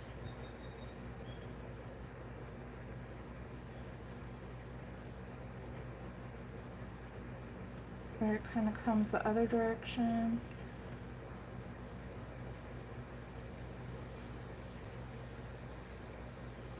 Kind of overlapping the lines also makes it feel more organic.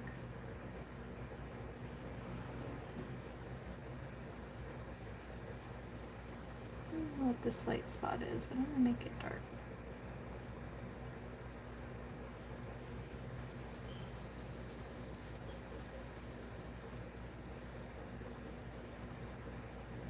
So you guys can see I just love putting in detail. See. Great, Pickle. I'm glad you have your head down coloring. What are you coloring? You gotta spill the dirt now that the secret's out. And put in the comment or the chat if you guys are working while you're watching. I'd love to know that. So put what you're working on. I'd love to know.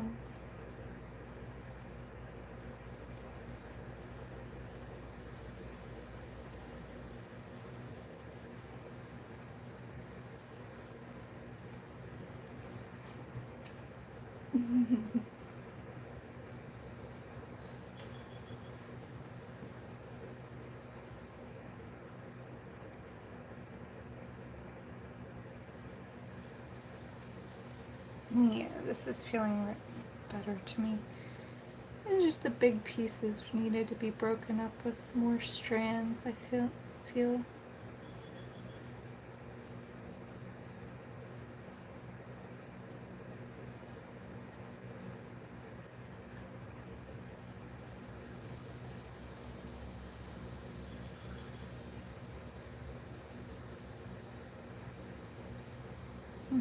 I think those are cicadas outside. They're really making a symphony. don't know if you guys can hear it. I think this is where I went over by accident with the pencil. Just fix it up.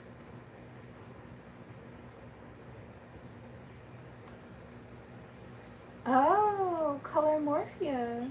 Nice. Alright. I love Kirby Roseanne's. I just finished, well, not just finished, I finished a little while ago the page of Mythomorphia. That was really fun.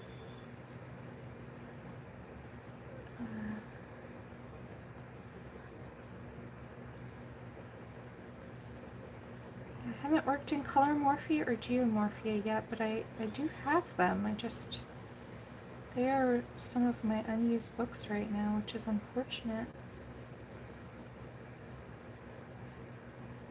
I do intend to work on them though. It's just a matter of, you know, getting to it.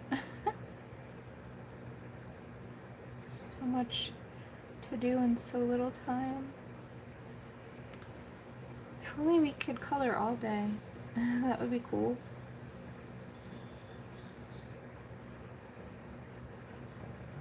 But unfortunately I do have to work later.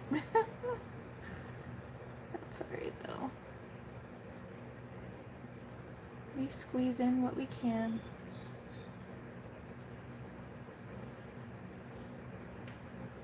There we go.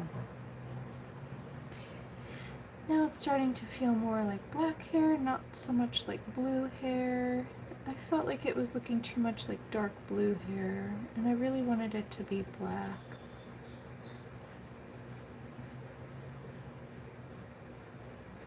Too many highlights still. It's a tricky balance because you do definitely want highlights, but you don't want them to be so bright that they overpower.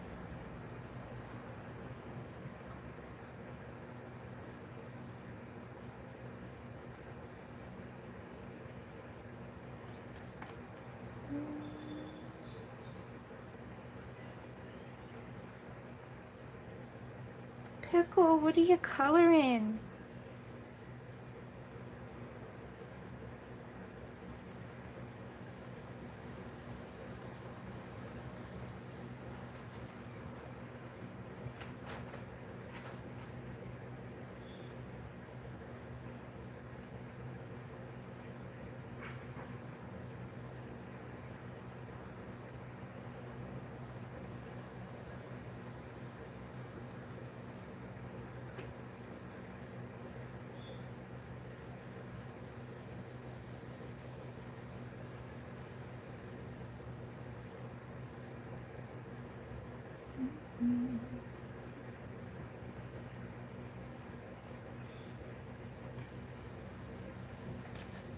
Let's see.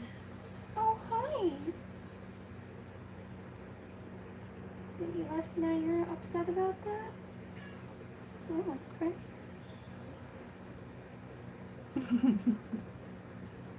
Abby and I have conversations.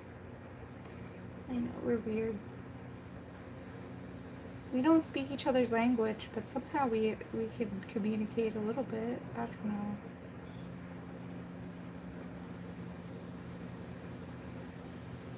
Mostly it's just I'm hungry is really what it is. Right? It's the perennial feed me.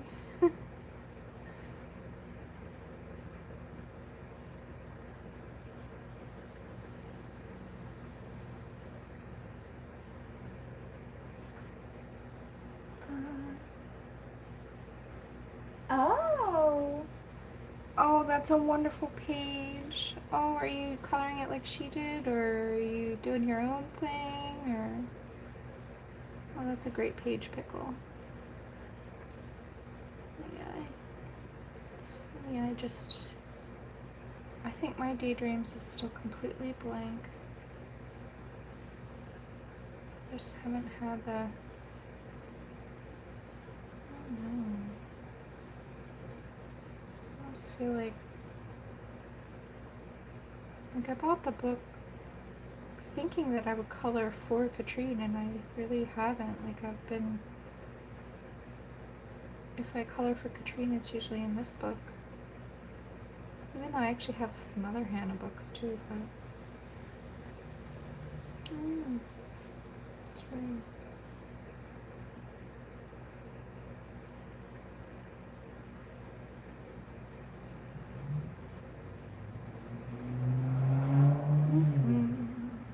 Okay.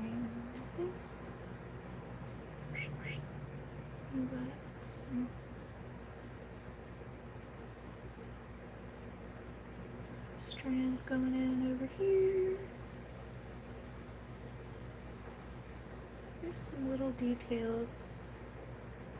And it's funny because sometimes you don't realize you need to add these little details until you start adding other details in other spots, and then you're like, well, now the hair doesn't look detailed enough. It's a funny little process. I don't know if anybody else does this too, but I constantly jump around. It makes it hard though. My style of coloring is difficult for YouTube videos because I know you guys would probably prefer me to do it like do all the sparkles, do all the oh man.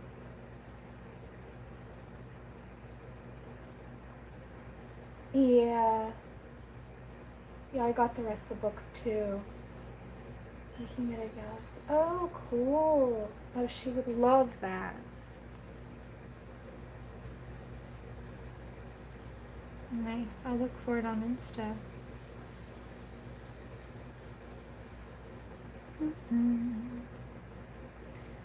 Yep, she would definitely, she would love that.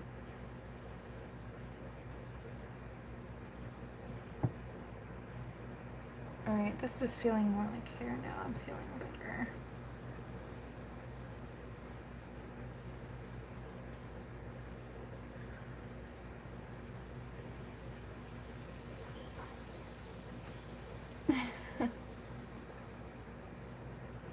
Yeah, looks more like black hair too.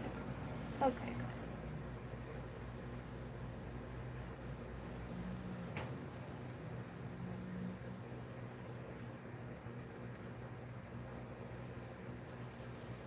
It's funny because sometimes I'm using my paints to get rid of fine liner outlines, and sometimes I'm using my fine liner to add lines. Seems so funny.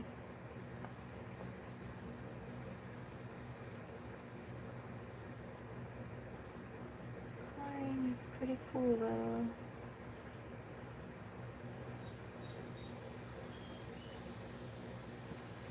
Alright. I don't really like this section too much either.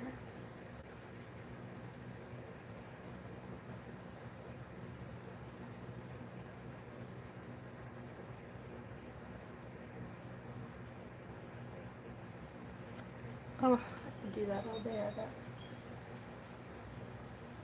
Oh, good. I'm not too weird then, little pickle. I called you little.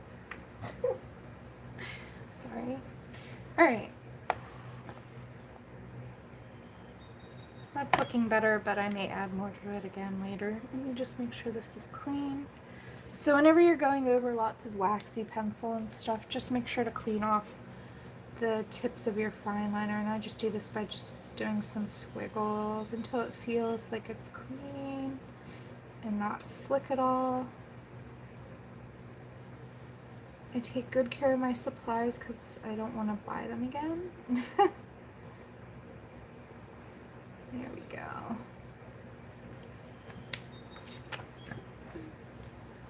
Alright, so back to the paint, and look at this. So some of the watery bits have flowed, but otherwise it's still wet. It's just, I'm gonna just mop up some of this where it's spread around. You can do that with a paper towel.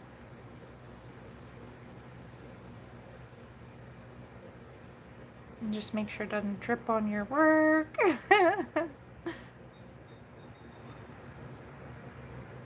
But my palette is still really wet and usable, which is exactly what we wanted. And I might mist it again now that we've sopped up all the excess.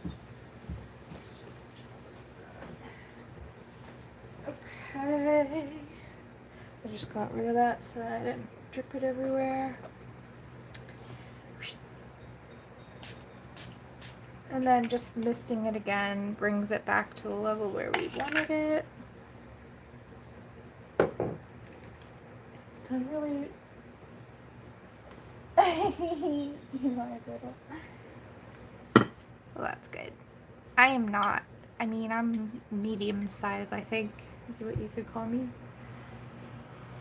So, medium Laura really isn't that catchy. Maybe medium pickle. Could I be medium pickle and you could be little pickle? I don't know. And who's really big and tall? We could have a big pickle too.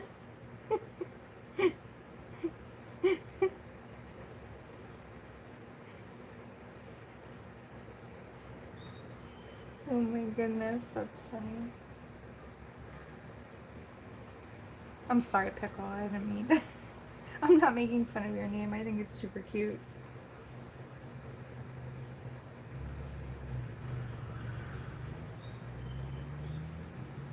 Okay. So, I don't know exactly where we were at before, but I'm really just, I have this nice green color, so I'm just going to keep going on these leaves for a little while. Until I get bored of that.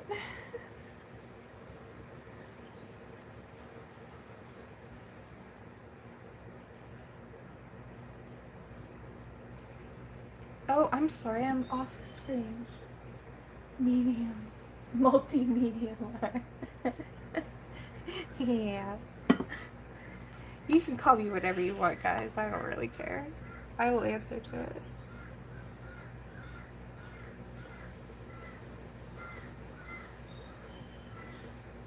Got some geese outside, sounds like.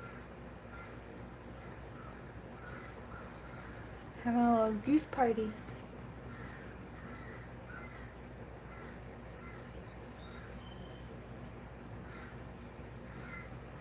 Do goose like pickles? Maybe that's why they came over.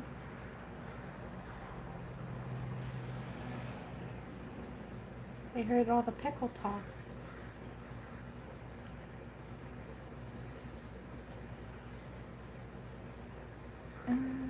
Oh, here, this guy here.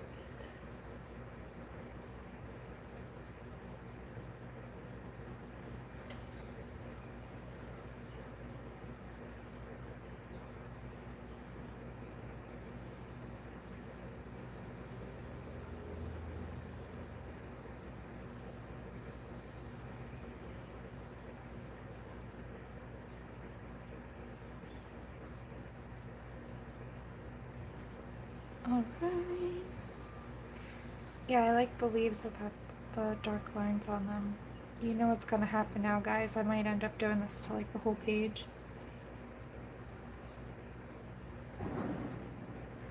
But I always have that question, how do I cover dark lines? This is a great way to do it, especially if you're not scared about mixing paint. You can get exactly the color that you're after.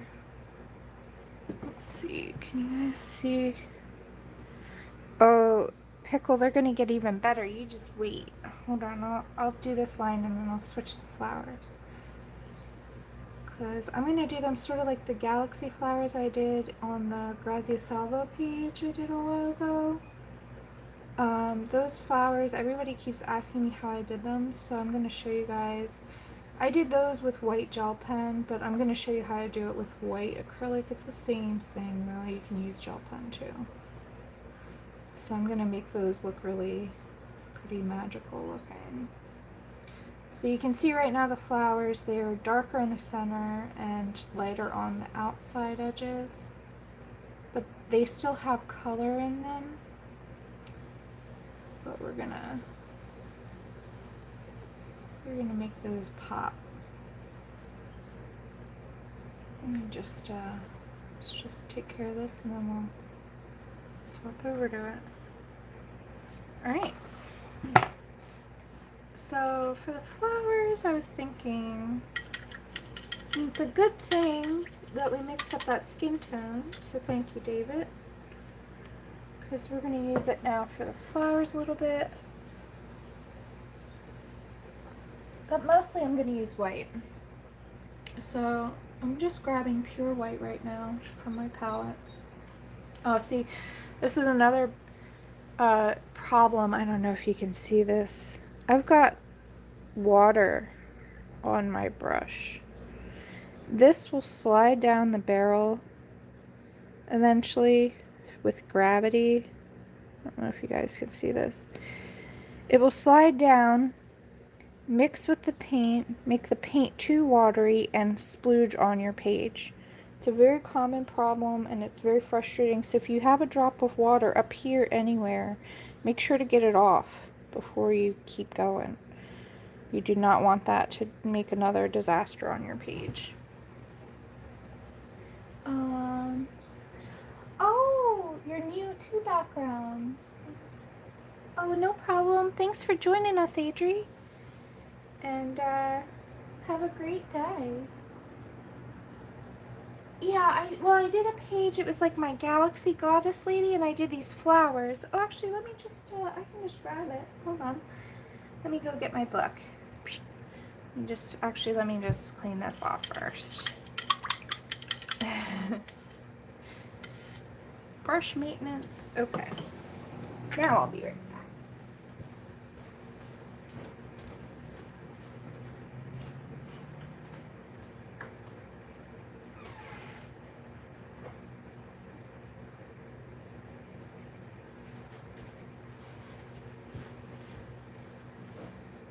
So they're not technically, I guess, galaxy flowers, if you will.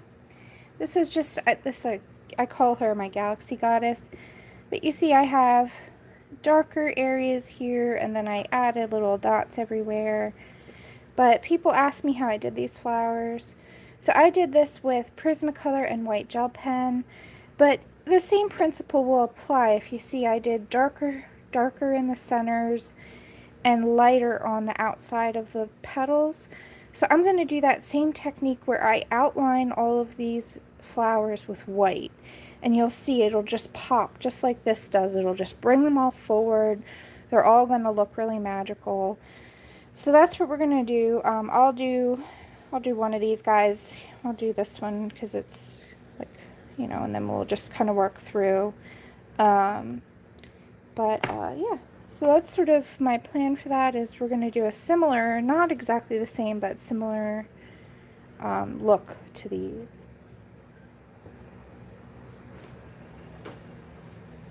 Where should I put this? Okay. Yeah, because that's been a question that a bunch of people have asked me, and I'd just like to address it. I figured I'd do it in this one. So we'll go ahead and get started. I'll zoom in so you guys can really see. I'm going to start off with this one at the top, and then we're just going to work our way through. So you can see I already have a lot of pencil down, and it's mostly burnished, but not really totally burnished. That's totally fine. We don't need it to be. What we're going to do now is just grab the white. This is just pure acrylic white, and I have it loaded with not very much water. So it's mostly just the pure paint. We may have to go over the edges several times, but again, we're going to just outline first the whole flower in white. And this may do exactly what we're hoping it to do, but if not, we can adjust. We'll see. So you're gonna, if you want it thick and opaque, you want to keep loading your brush as soon as it starts to get transparent. And it's funny how changing a black outline to a white outline changes the entire look. And this is something I learned from Katrine, was outlining things with the white. So it really reminds me of her every time I do it. Especially the white gel pen. I had never used a white gel pen before I met her. And she's the one who taught me about that. I know she wasn't the first to ever use it or anything, but she definitely taught me about it. I remember asking her in the chat, I said, I know this may sound like a stupid question, but what is that? She was so sweet though. She's like, it's not a stupid question. So that's how she was. She never made anybody feel stupid if they asked a question, which is really great.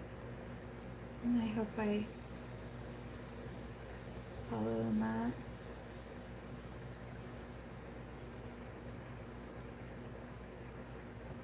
So already these are starting to really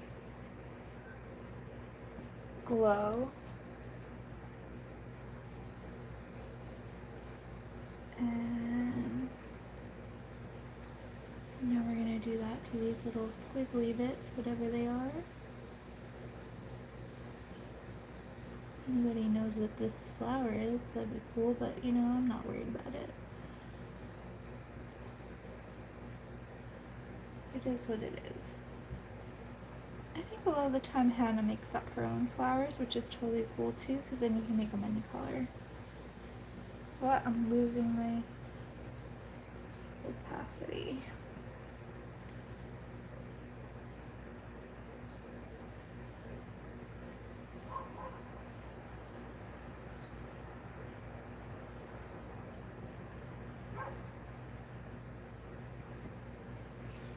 Yep.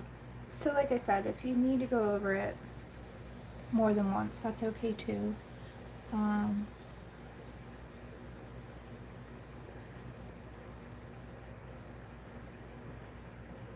Yeah, I'm liking how this is looking.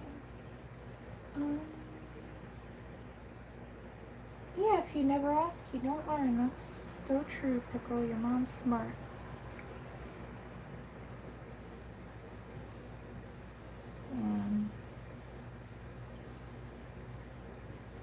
And to me, I always feel like we're all beginners at some point in everything, right? Like, and those of us who forget that, you know, that's just silly. Because, like, we all. Okay, now I'm grabbing some of that skin tone. I'm just going to add a little bit right here. This is not something I did before, but I'm going to do it now. I like this color, and I just feel like it's going to really add a lot to this flower. So I'm just adding it around the areas where I just added the white, just to give it a little more softness. Okay, back to the white. Yeah, we all start somewhere, right? Like you know, you don't get good like immediately at anything, I don't think. Or if you do, you're lucky, but I never looked out that way. I always had to work at it. But that's okay. I don't mind the work. I feel like if you have to work hard at something, then finally when you do achieve any level of skill or ability, then it's all that much sweeter because you worked hard for it. Like, I'm not really great at BMX biking. I do like trick bicycle stuff with my boyfriend, like we do BMX riding, and I'm not very good at that either, but as soon as I get a trick, like, it may take me months to learn it, but it doesn't matter because then eventually I'll figure it out, and when I get it, it feels like so amazing. I feel like if it were super easy, I almost wouldn't feel that same level of achievement because it wasn't so hard to get. But in the end, as long as you're having fun, I think that's really all that matters, right? Because we won't keep doing it if it's not fun. So I'll go and do all of these little doodles here, just outlining them all with white. And the key here is just patience.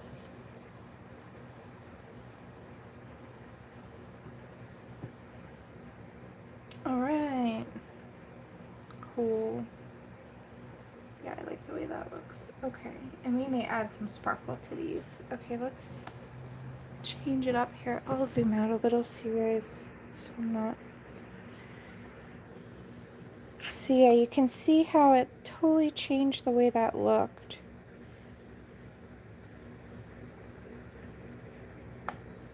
And so let's go through. I'll do another one. I'll do this guy here since it's sort of next down the line. And again, using white, I'm just gonna grab the outlines.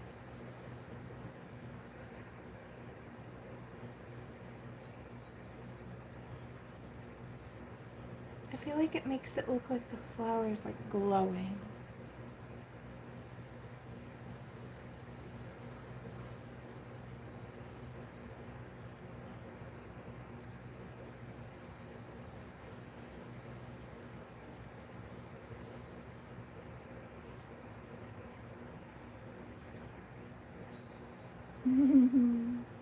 Hello, Shannon.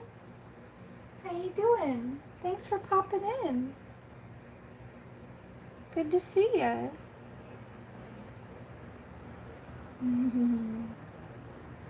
Alright. So I'm just gonna do this now for each petal. Just take these black outlines and turn them the opposite.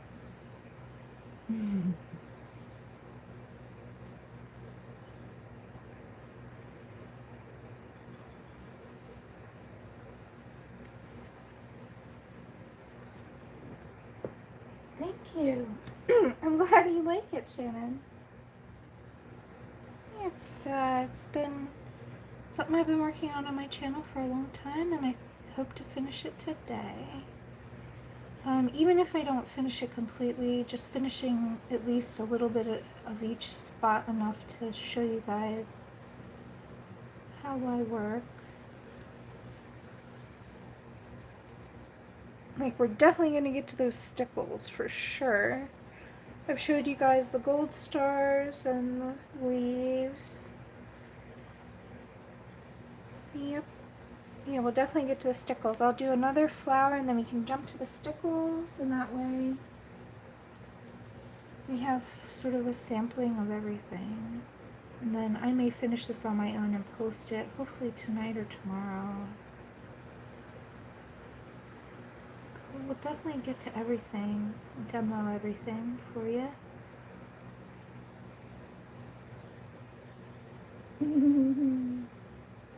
You guys are so cute.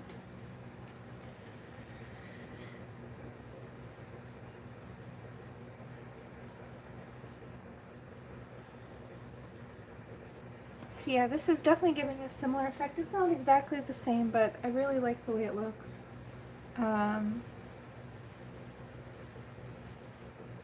The flowers aren't the same, so I think that's why it doesn't look exactly the same, but that's okay.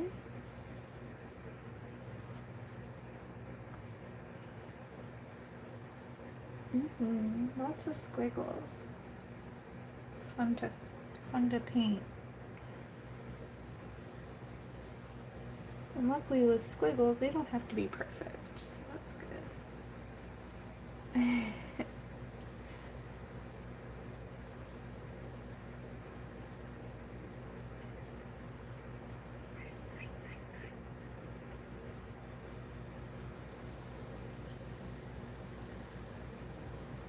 Let's see here. A lot of these black outlines really have kind of disappeared because I was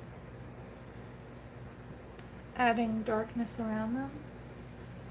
But I still want to add at least some highlights, even if they don't have an outline anymore.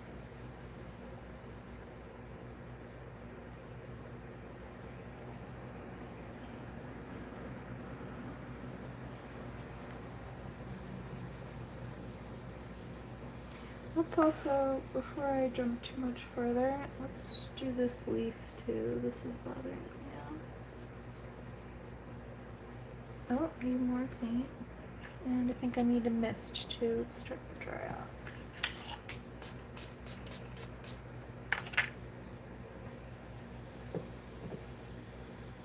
There we go.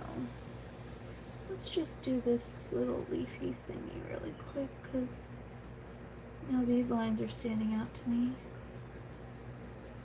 Not funny how that happens. How you don't notice it, and then when you get rid of other lines, like, they show up. I could be doing this all day, but I can't. Oh man.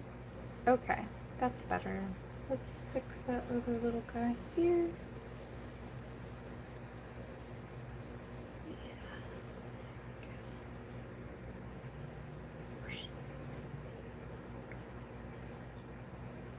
That's better. And let's also fix this one.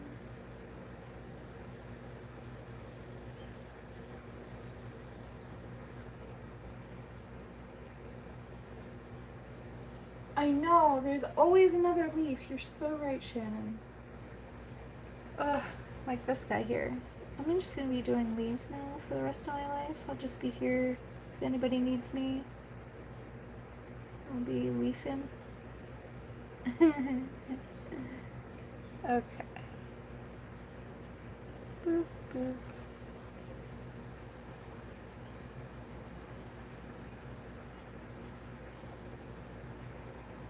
Yep. Another leaf.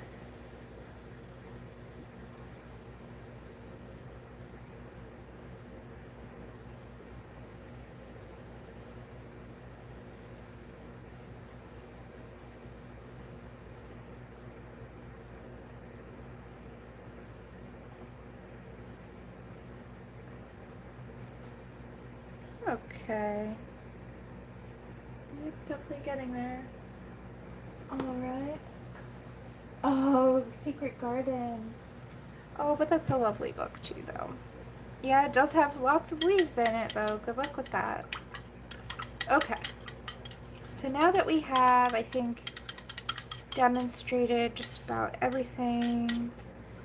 So I would do the same technique that I did for this guy and this guy for all the flowers and all the rest of the leaves. So we're just going to leave that for me to do on my own, because that might take hours to do and I don't want to make you guys sit through that. But I do want to get to the sparkles. So I think I will swap. Let's do this whole page just about. Oh wait, here, there's a couple more here, and then this whole page is pretty much done for here are these guys. So let's just real quick get these last little dots done on this page, and then we can do stickles.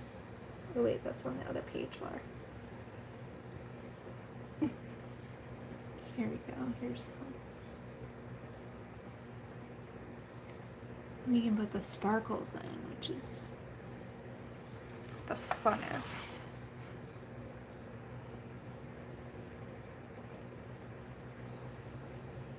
Because I figured you guys want to see that for sure, right? You can use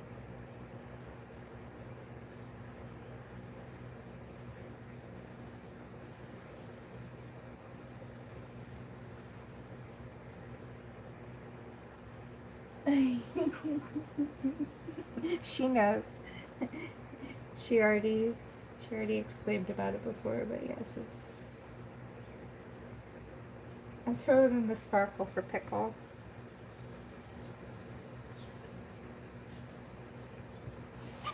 Okay. There we go. So now all of those guys are done. So now I'm going to clean off my brush really good. Make sure, let's see, oh, nope, we're good on the base of that there. Just checking. Yep, he's good. Okay, cool. And I'm going to spray down my palette really good. Right now it's sort of semi-dry, but not completely. So I'm going to just give it a good, again, make it real watery. So it might turn into a watery mess a little bit, but that'll keep it from drying out so I can use it again later after the video is over. So yeah. Uh, okay. Where are my stickles? Oh, there they are. Alright, stickles. Let's move all these out of the way. Trying to keep it clean. Not easy sometimes. Okay. Yay, so I was thinking these are my favorite colors. I think this color, not that color.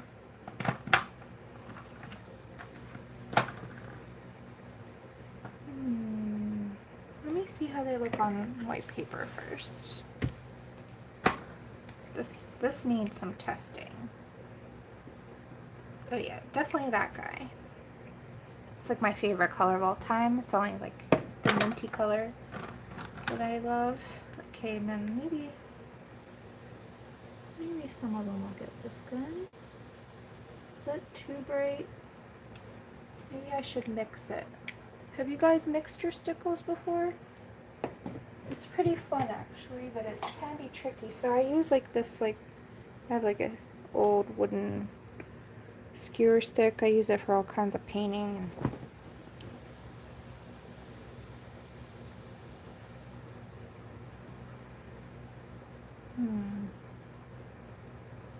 No, it's not right. So definitely this guy. Maybe the gold instead of that bright one.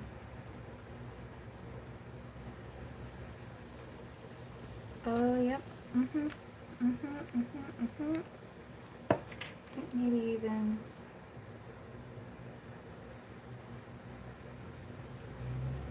I think that's it. These guys. And maybe I should use this one then.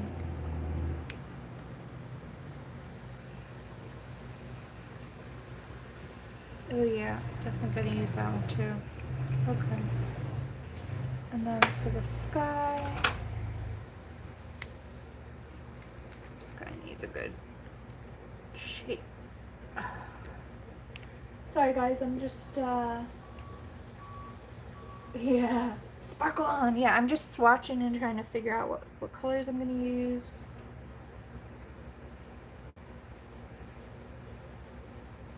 Yeah, I think that'll be nice for some of the sky. Then maybe this guy, although it might be too bright, but we'll see. Wow. Oh my gosh, that is too much and also too bright, I think. Hold on, let's.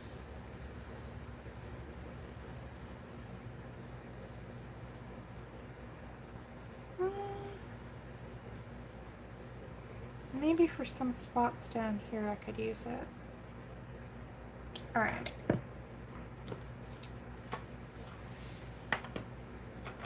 Let's see, and then we have the diamond for something I don't have a good color for. Let's just check, make sure that's running. Yep, that works. Cool. What's this one? This one looks interesting.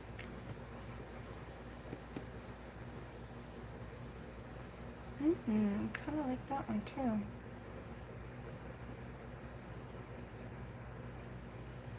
Alright, so I think, oh, and up here I need some, this one I think is the color for that.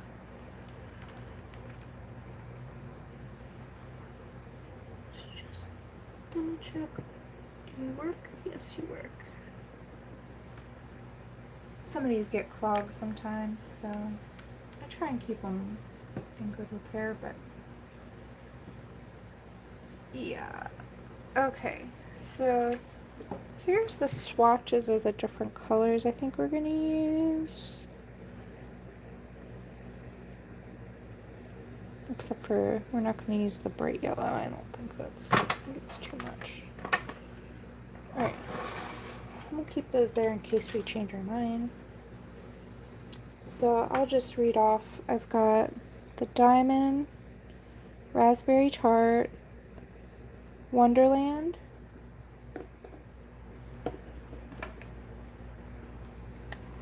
and we've also got cool mint, which is my favorite, I like the diamond too because it goes with anything. Peacock. Neon flamingo. Tropical tangerine. And lime green. Oh, it's not gold. Okay. Cool. So in any case, that's what we're gonna do, I think. Let's just get right to it. Let's see if I can zoom in here.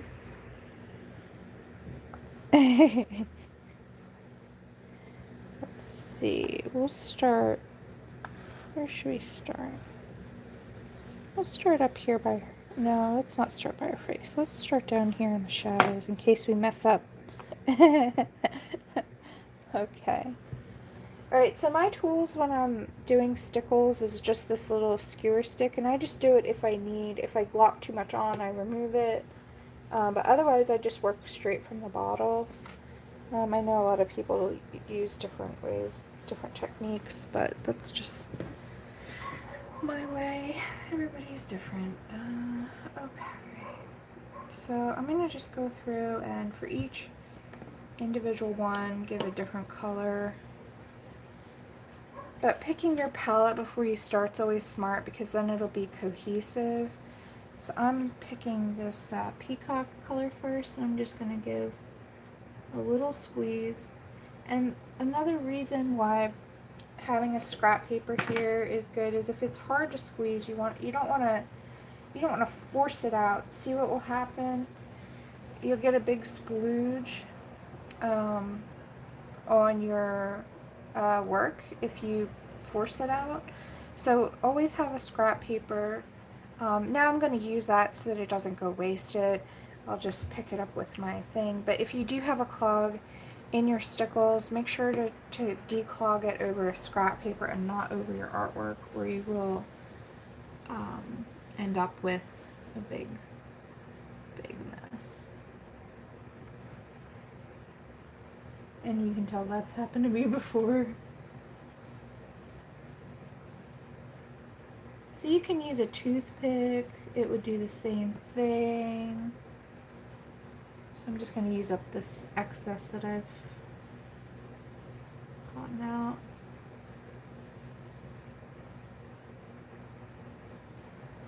Just picking random spots. I'm glad you guys are happy about the sparkle.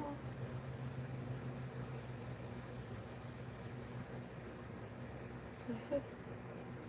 Oh wait, can you see this? Yeah. Hope you guys can see okay. I'm gonna give a sparkle to this leaf here too. We might make her dress really sparkly, guys. Mainly because I love these color stickles, so any chance I get to use them, I will.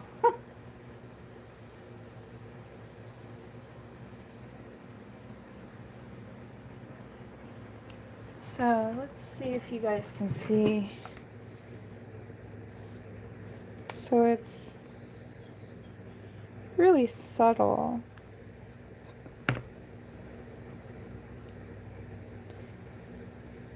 But I think once we get the whole page covered in these little dots of sparkle, I think it's going to be really pretty.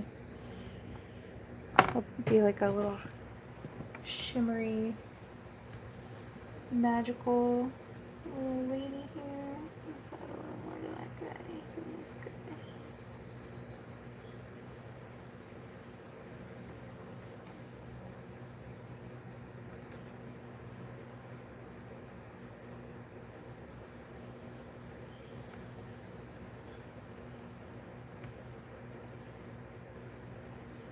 So I'm going to be working all over the page, and I'm going to try not to like overdo any one color.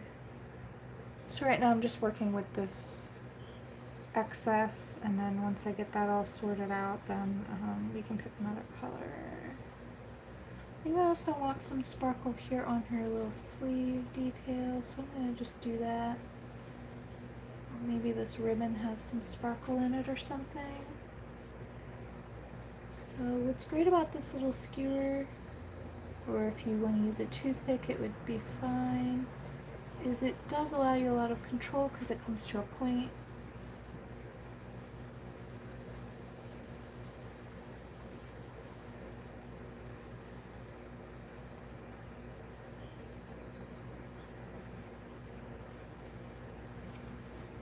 Let's see. Overdue sparkle. Well, what I mean is like sometimes I've put so much sparkle on that like it takes away from it in a way, like it's almost like too much. I know that sounds crazy, but like it takes away from the effect that I'm going for. Um, but yeah, it doesn't happen often. Most of the time I add sparkle in it, I'm happy. There was only one time that happened and I was kind of like, it's okay. It was still pretty. It just wasn't what I was after, I guess, is the thing. The effect that I was going for.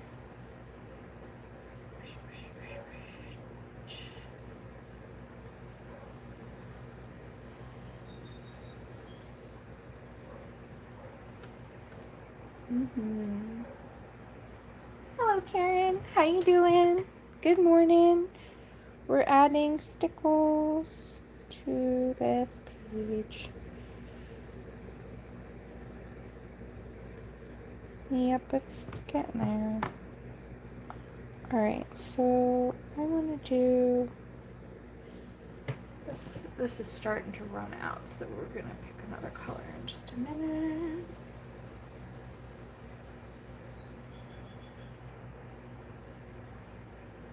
Okay. One of the things I like about stickles is that they do self-level, so even if you have a gigantic blob, it does kind of flatten out real nice when it dries. So you don't have to worry about the volume of the gel. When it dries, it'll just become a flat, sparkly bit. I mean, it won't be completely flat, I should say, but it does definitely kind of level out and shrink down. So you don't have to be super careful about that. There we go. Alright, so nice thing about this is to clean it off, I just kind of squiggle it around until it's clean. Cool. And now let's see, let's use my favorite color.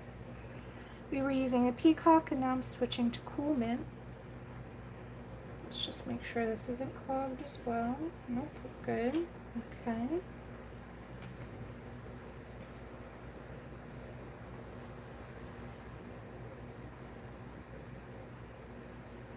Now the trick is to not put your hand in something you've already done. I've done that before. This stuff takes a while to dry, so you want to keep your hand up off the page and don't lean on it. Otherwise you're going to have a glittery mess, which, you know, some people would argue is just fine, but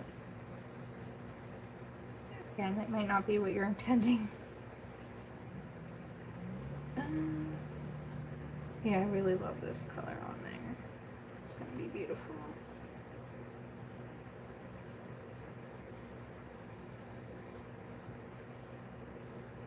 And it's fairly quick with the bottle itself. That's why I just...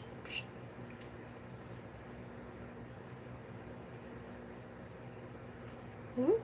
Okay, so if you have something like this happen where too much came out, so this is when I use this thing again. I just move it on over.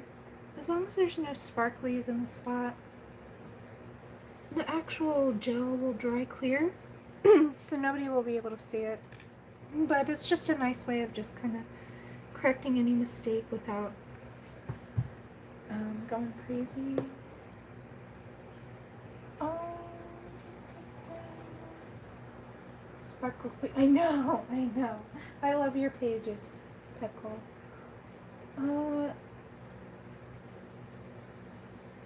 I have used both Wink of Stella and Spectrum Noir, but I find that they move the pencil under them too much for me to really use them a lot. I don't like how they kind of smear stuff. But I use so many layers of pencil that it's really easy to smear. So it just doesn't work for my style of coloring, I think.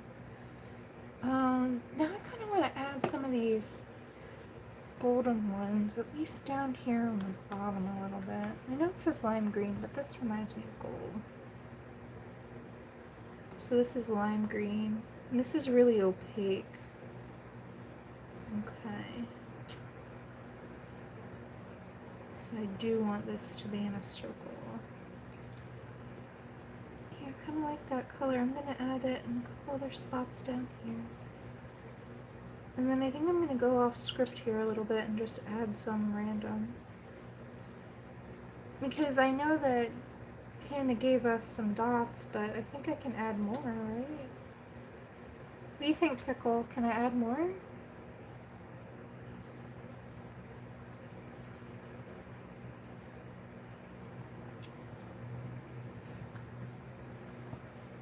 Hey, Stephanie! How you doing? Alright, good. Pickle approved. My sparkles are pickle approved, guys. So exciting. Let's see, here's one. Let's cover that over. So we're just trying to cover our little white circles with stickles. Anywhere we see, we dot. Yeah, I like this color because it reminds me sort of the gold, but it has a green tint to it too.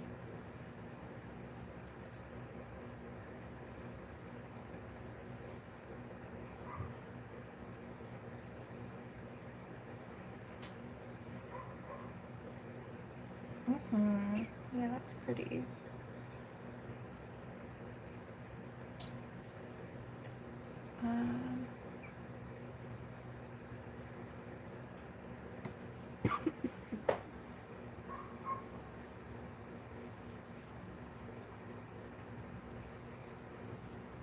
Where else? I'm just looking over and seeing if there's anything I missed. Nope, I think we're good on that color. So there's a couple of dots that I want to get that are in the bright area here. For example, I think I want to use this crazy bright color. Yeah. And I'm going to use that here and here. Let's put it here too, why not? And I think here. I'm also going to add it over here. I know it's really vibrant, but I think adding it in just some key spots would be really cool. Karen, I haven't ever used them. I was gifted this set by my sister, so I didn't even purchase these. Oh, that was Tropical Tangerine. And now I'm going to switch to Neon Flamingo. I haven't ever used any other brand because I was lucky enough to just be gifted these, so I've just been using them because I haven't needed to replace them yet. I have replaced actually a couple of different individual bottles, but yeah, I just don't know. But I'm sure if you like link or just tell the name of the product, somebody might get back to you. Oh yeah, or Pickle, or Sparkle Expert, she might know. So I'm just adding this now, certain spots. So you can see I'm sort of matching the background, but I'm not worried if it's a little different. Oh, this is so much fun. Okay. I'm gonna run out of little dots soon.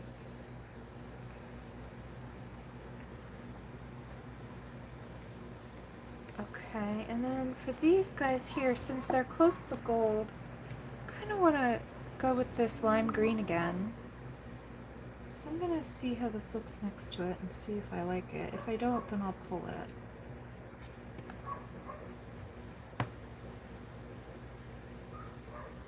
Yeah, I kind of like it. I'm gonna try a couple different little dots just around her. I just want to kind of tie the sparkles in the sky into the sparkles in her hair. So I'm gonna put these in just some random spots, even if they don't actually have like a little dot from Hanna. We're just gonna put them wherever we feel like, just to sort of bring the two mediums together in a way. I like that. Let's add a little more down here.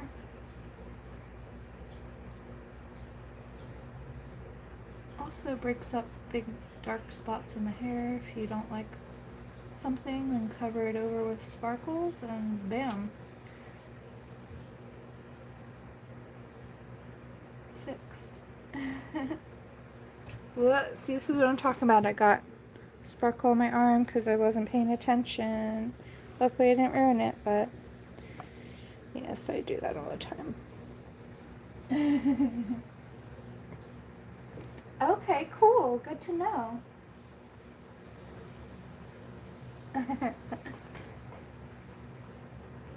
Thanks, Pickle. Let's see, I feel like right here needs one. And maybe somewhere. Boop.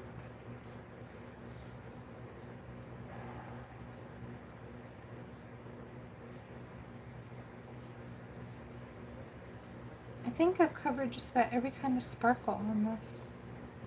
We've got... Oh no, I didn't do paint marker. I could though. I totally could. Right here, we've got one right here. Let's just fix that. So I've got a pen touch gold paint marker. Let's just add some dots in there with this, and then we have every kind of gold. We've got gold leaf, we've got gold paint, we've got gold paint marker, we've got gold stickles.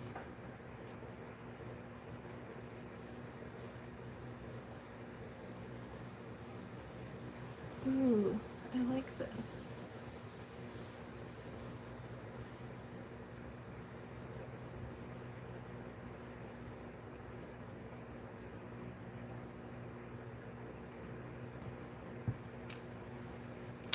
Okay, there we go. Oh, wait, let's put one up here too, just to balance it out a little. Maybe a couple. Boop, boop. Oh, that's fun. Okay, I could do that too. Oh, thank you, Karen. Oh, sorry I had my head in the picture. My hairdo. My messy hair. Yeah, thanks. The butterflies are really fun. And I did those all on camera a long time ago, so you guys can see how those happened. Okay, next up I think let's do... I'm gonna switch back to cool mints and let's put this guy here. I'm gonna kind of bring this mint color off the dress a little and add it into the... Since we have the gold coming off of the hair, I figured if we have the green coming off of the dress, it's sort of like she's just like shedding, kind of in a good way, right? I don't know, maybe. Shedding magic? Or sparkles? Oh yeah, this page. Well, if you guys like sparkle, you came to the right live stream today. And now I'm swapping over to Neon Flamingo. I missed this guy here, so I'm just gonna quickly get that out in here. I know he's on the other page, but let's just do that too. Oh, here. This guy. Where else? There's always another dot, just like there's always another leaf. We got them all? Okay. So now I'm going to start transitioning up into the higher end of the sky here. I'm just going to rotate the page to reduce my likelihood of messing any of that up. I mean, you know, no guarantees, guys, because you know how clumsy I am, but we're going to try. We're aiming for... Alright, so now I'm switching over to raspberry tart. Let's just get this guy down. Okay. And just filling in some more. Oh, wait, let's do this good.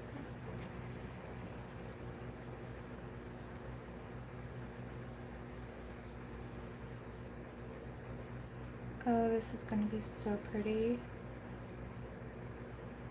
Guys, so pretty. Sparkly. Like, I wish you could see this in person because the page is just like gleaming. Natalie, yeah, I did everything on camera. I mean, at least parts of it. Like I showed how I did how I blended out the dress and how I did the folds and stuff. So yeah, I did it all on camera. The only thing I haven't done on camera is I did do, what was it? I think I just did some of the sky off camera, just fixed a couple of spots. But for the most part, this was all done on live streams on my channel. It was just like over a year ago, though. The series is called Starry Summer Girl, and I'll link it in the description below. I'm swapping over to Wonderland now, and I'm going to just fill in some of these other dots.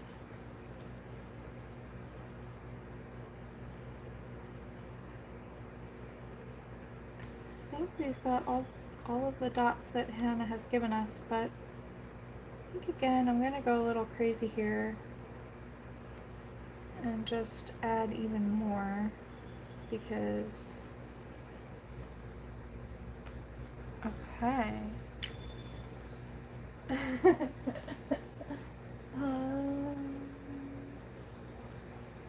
Yes, that's why, because at least if we use a ton of sparkle, then the camera will pick up at least one of them, right? Right? It's just like a evening your odds.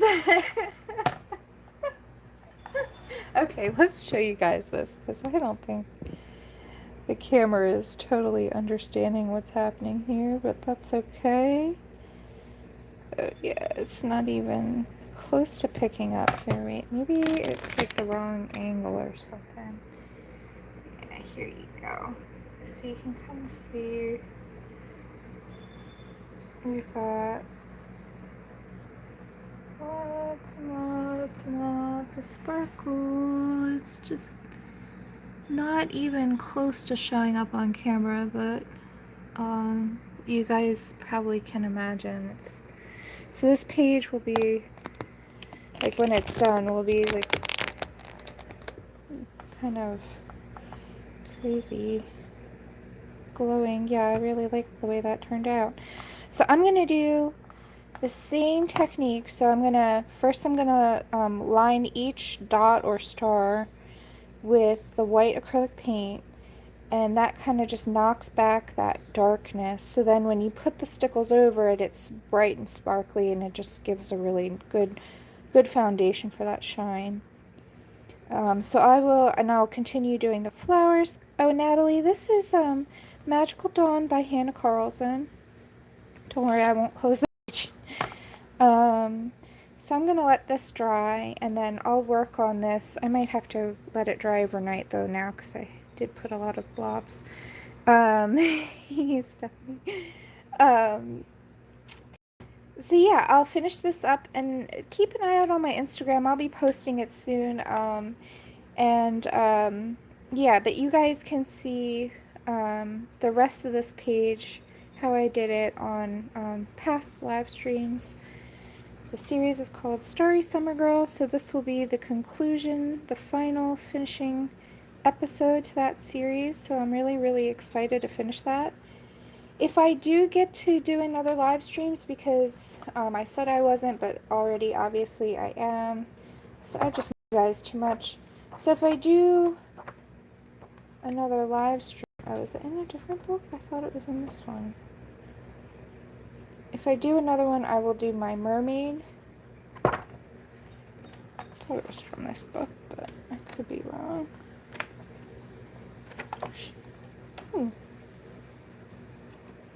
Maybe it's in a Summer Nights book? Yeah, I think so. Let me go grab that.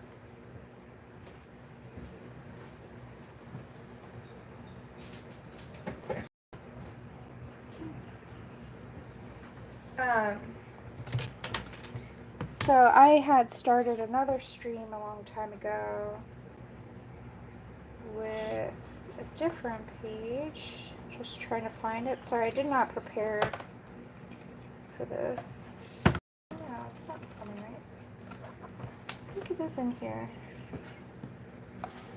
Oh, on the back, is it?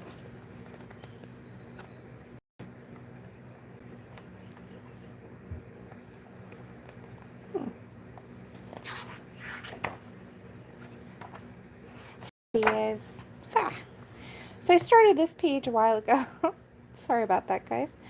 On this channel, and so that would be the next one that I'll work on this channel if I do any more live streaming, which probably I will, because you say you don't do it and then you want to. So, and my database is still completely blank. Here, I'll move this out of the way.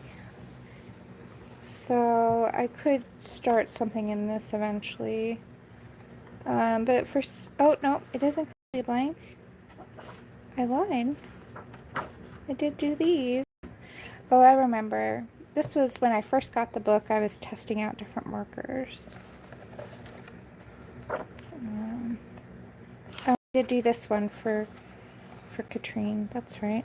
So I did work in this book. Okay, good. I feel better now. All right, cool. So there's the conclusion. If you guys have any questions, I'll be happy to answer them either here. Oh, you're welcome, Pickle. Thanks for joining me and chatting with me. It's been so long, so it's great to talk to you. And, yeah.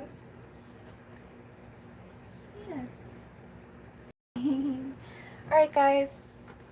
Well, thank you so much. If anybody has any questions, go ahead and put them in the comments below. And, yeah, thanks, Natalie, Karen, Pickle, Stephanie. Thank you guys for hanging out till the end there. It's great. And I'll see you guys next time. So, yeah, I hope you have a wonderful, magical time coloring. Bye.